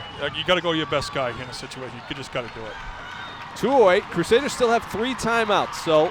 Yeah, the game's not over if they don't score for sure. They don't make it. It's not over yet. Jules in the game. Mountain's the only one on the weak side. He's got one-on-one coverage. They're thrown over the middle. It's caught by Jewell. He's not going to get it. He is short of the first down yardage. Stopped at the 2. And what a tackle. Yeah. From UNH. Hanging on was Pop Bush. See, the only problem with throwing inside like that before the first down is if you do get tackled, you're not going to make it. But you just hope that, A, they miss a tackle, or B, you can just be elusive and get it.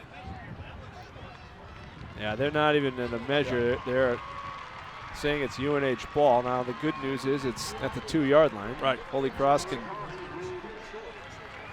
Yeah, it's a really good drive. You got to pin back. You got to hold him here and then go back and. But they couldn't finish that drive, and that'll be something they'll take with them into a bye week next week if they don't grab a victory here. Derek Mountain with a big catch on the drive. Crusaders fall just short. 2:02 left. New Hampshire with the ball.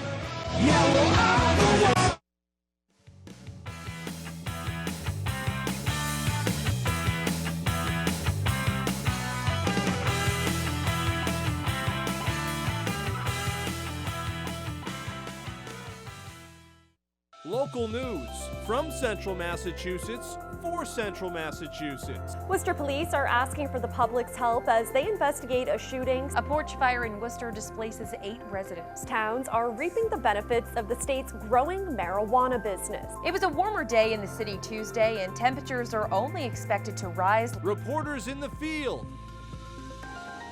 And an in-depth local forecast. Worcester News tonight on Charter TV3. Elizabeth Warren talks about the 1%. She is the 1%. Now, if you really are so concerned about the little guy and the average guy and the middle income person, where are you? Too bad that our own Congressman, Jim McGovern, doesn't have the fortitude to stand up and speak on behalf of the people in his community. They all go to Congress with no money in their pocket, and they all leave there as millionaires. How does that happen?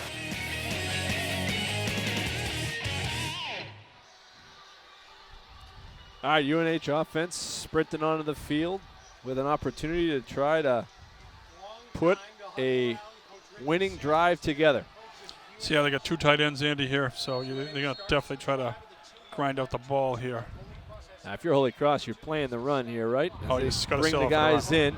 Got a safety! Oh, it's a safety! Liam Goring! He fumbled! The ball's loose! Get on the ball! It's a touchdown! It's a touchdown! Touchdown, Holy Cross! Wow! What a turn of events! It was Liam Gorin leading the way! Wow. This will likely be reviewed, but we will see. The only question might be, Andy, is the ball in the line of play in the end zone? Did it go out to the line? That's the only question. Wow, what a play! Definitely going to be a safety, and then it turns into the jackpot with a touchdown, as long as the ball was in the end zone. Unbelievable turn of events. They will review it. Here is the look, but Liam Doran fills it as he's been doing all game. And you know what, Andy? The little things. Oh, what a great fill there. Backup center, high snap. Let's check this. See the timing of the play, a little bit off, and Doran. Ball is out. The ball's out clearly. Yep. Now, is the ball in play when he recovers it? That's the only question. That's the issue. Modak comes away. You see how the high? Yeah, he kept his knee up. See how the high snap though? It slowed the run, and then Doran cut right in the hole. Look at Modak.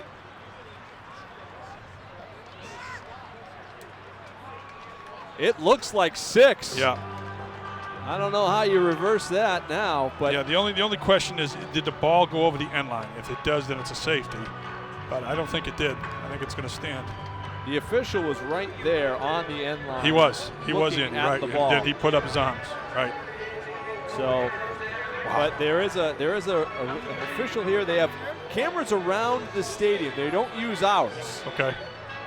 Cameras around the stadium.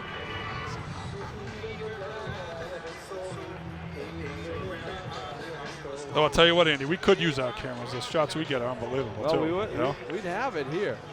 What a fill, though. What a read. Oh, my goodness. Of course, Dobbs is right there with him. Yeah, if he goes down, it's a safety. Right. But it's tough to tell where the ball is when it's recovered. Right. Oh, is it recovered there for a touchdown? If it's there, it's definitely a touchdown. It may have been recovered by Modak right there.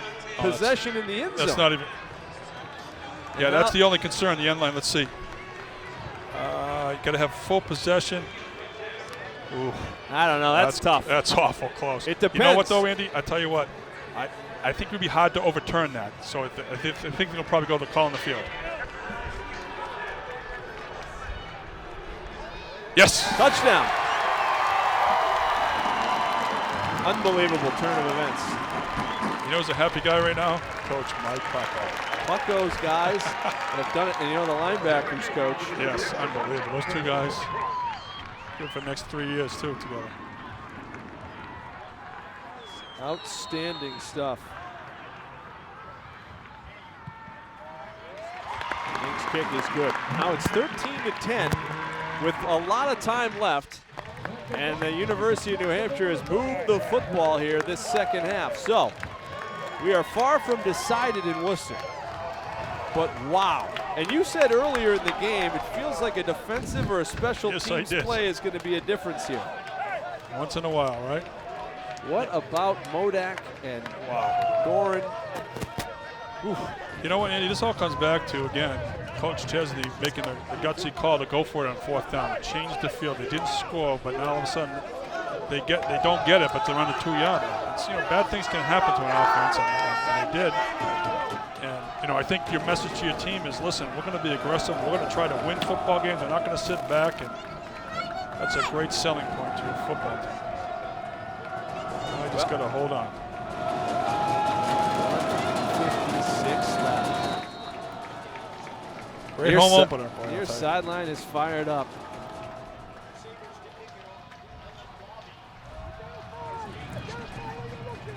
They are ready to go on the near sideline. They need to make a play, though. Linebackers coach, by the way, is Brian Vangenek. Give him a little credit. I guess, big time. There's the kick. From the 4 is Lauby.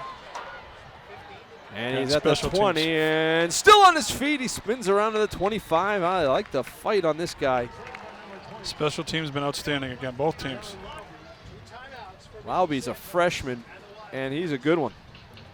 This is a young UNH team. There's no question about it. They have some experience in the defensive side of things, and some experience from their running backs, but they're young overall. Let's go down to Brenna Wilson on the sideline. Brenna. Yeah, you guys talk about the momentum changes that happen in football, and that was a huge one. I could barely walk down the sideline without getting run over by some players as they're pumping up their teammates. John Roberts was standing on the benches trying to fire up the crowd that's still here, which is still a crazy big crowd. So it's a lot of fun down here right now, guys. That's great. Now see if the Crusaders can close it out. Brenna, be careful down there. 13-10. Brosmer looking downfield, Oh! and it's caught. Oh, it's Briscoe. He delivered a seed right over the linebacker's outstretched arms. That's an impressive throw, Dandy. Impressive throw. Still okay. Just got to keep people in front of you. Nothing over your head. Time ticking, 1:35. 2 timeouts left for UNH. Plenty of time. Pressure coming up the middle. They throw. It's caught again. Briscoe again over midfield, and 2 quick big chunk plays get UNH to the Crusader 47.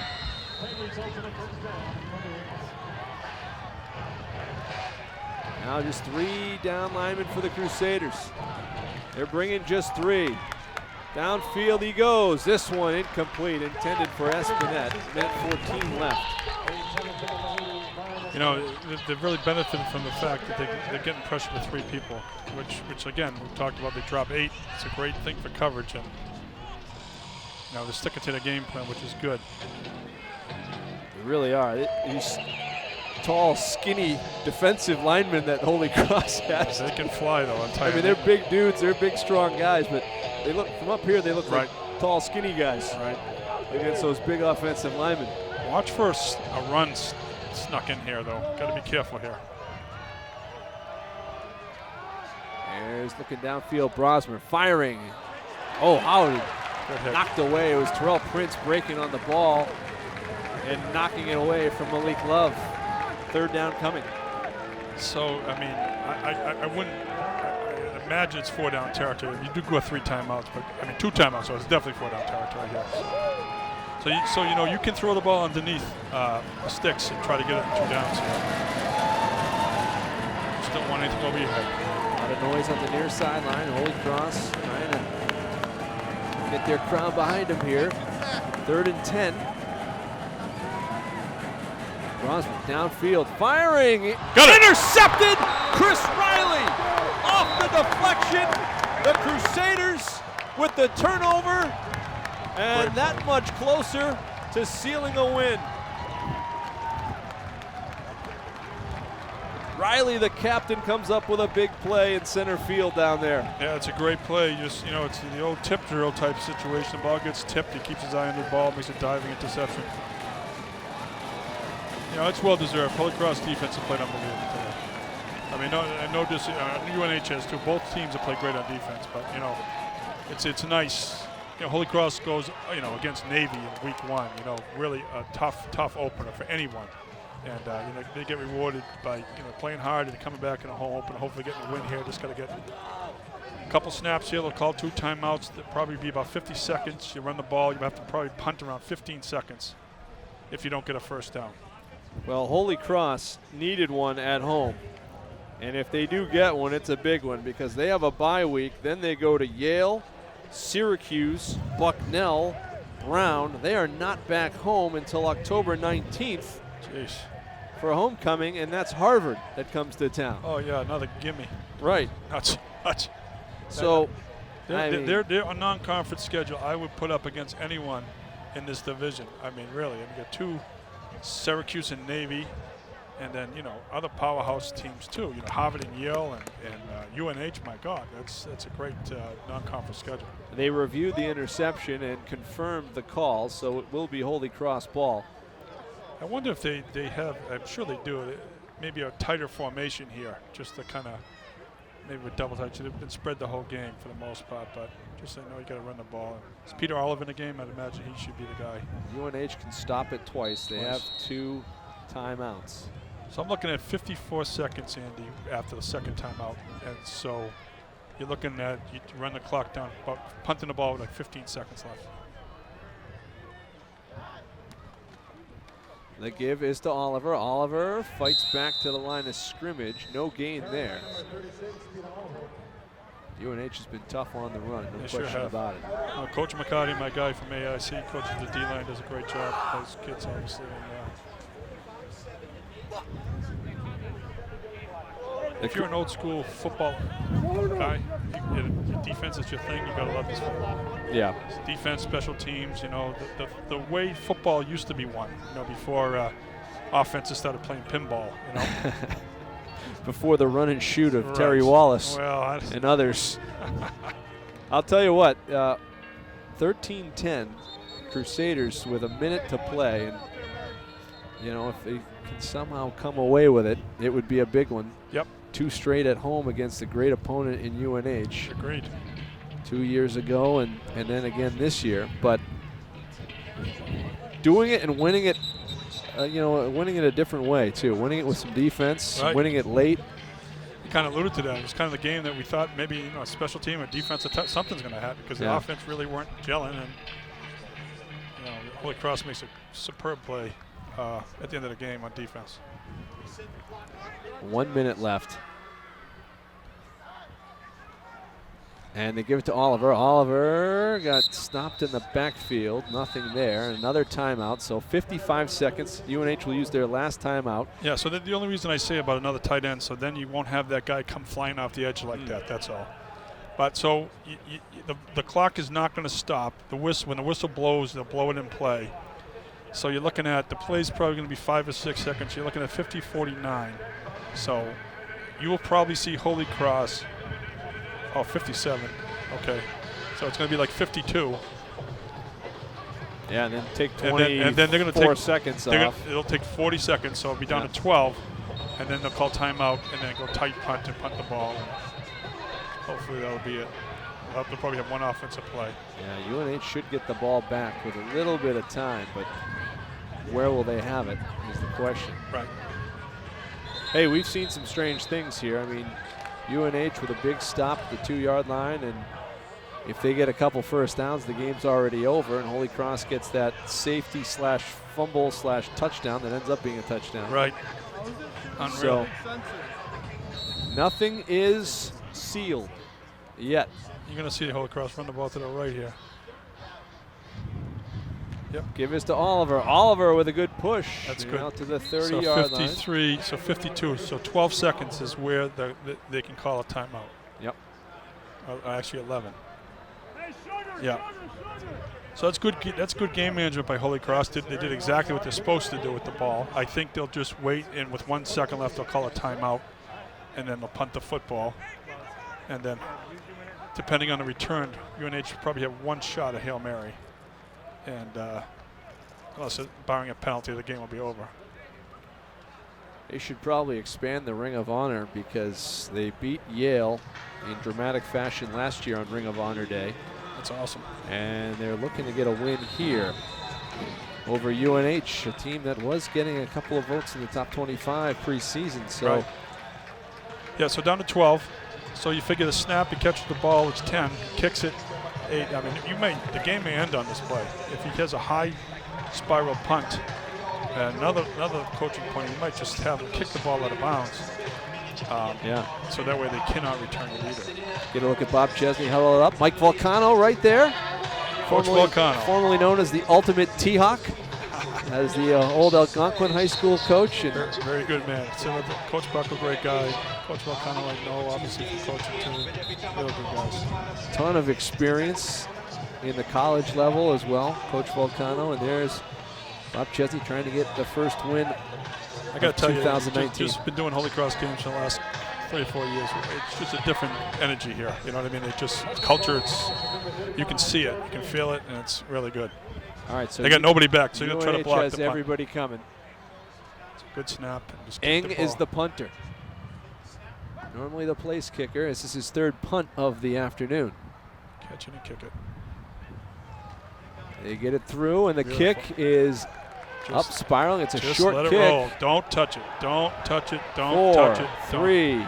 Picked up by UNH with 2 seconds. They're going to have time for a Hail Mary just like from we talked 50 about. yards away. Oh, boy. So don't go anywhere. But as far as game management, Andy, you can't do that much better than that. I mean, 2 seconds, it is what it is. Yep, there's any number of things here that could happen.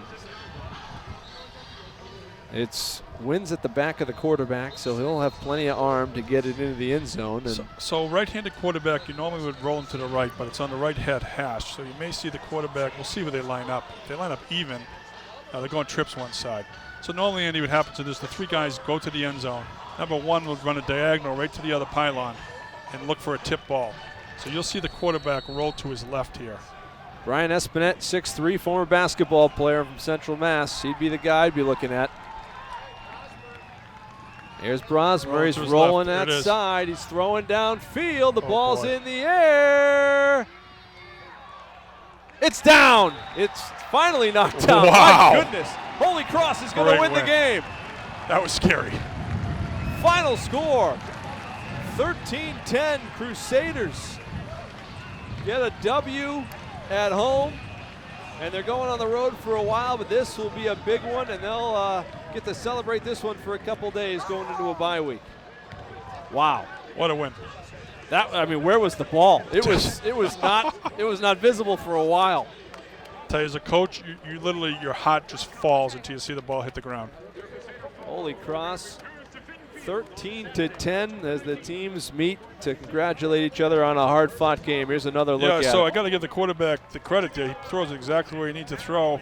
And, you got big, tall receivers. They jump up for the ball, and, wow, that's close. Wow. Reynolds got the last hands on it to knock it away. And Holy Cross is able to seal a victory, a come-from-behind win late in the game for Holy Cross. 13-10 your final. Wow, this ball was up. Had a shot. A couple guys got a piece of it. But the Crusaders get the win at home, and it's a big one. Bob Chesney should be excited about this one. He's with Brenna Wilson right now. Coach, we talked about it pregame.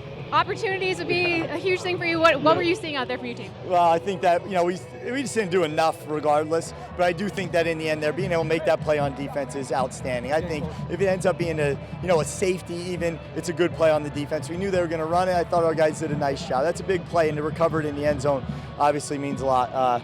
These guys played hard. They played really, really hard. There's so much stuff we've left out there, and we just have to really just continue to clean it up. But there's a lot that we got to keep cleaning up. But first game here at Fitton Field for the season, how does it feel to get the win here? Yeah, it feels awesome. I mean, to do it here on a day like this, what a beautiful day it turned out to be. And I think these crowd, we can't thank them enough. The town, the school, everybody that supported us, obviously, it's unbelievable. Your linebackers today, how were they doing? Pretty good. I thought pretty good. The back out was going to be an issue for us. We knew that. Back down the middle of the field on the last play was an issue. We knew that. There's a lot of stuff in there that, we knew we put on their shoulders, and they were able to deliver. Thank you so much. Thank you. Congrats today. Back to you, Andy.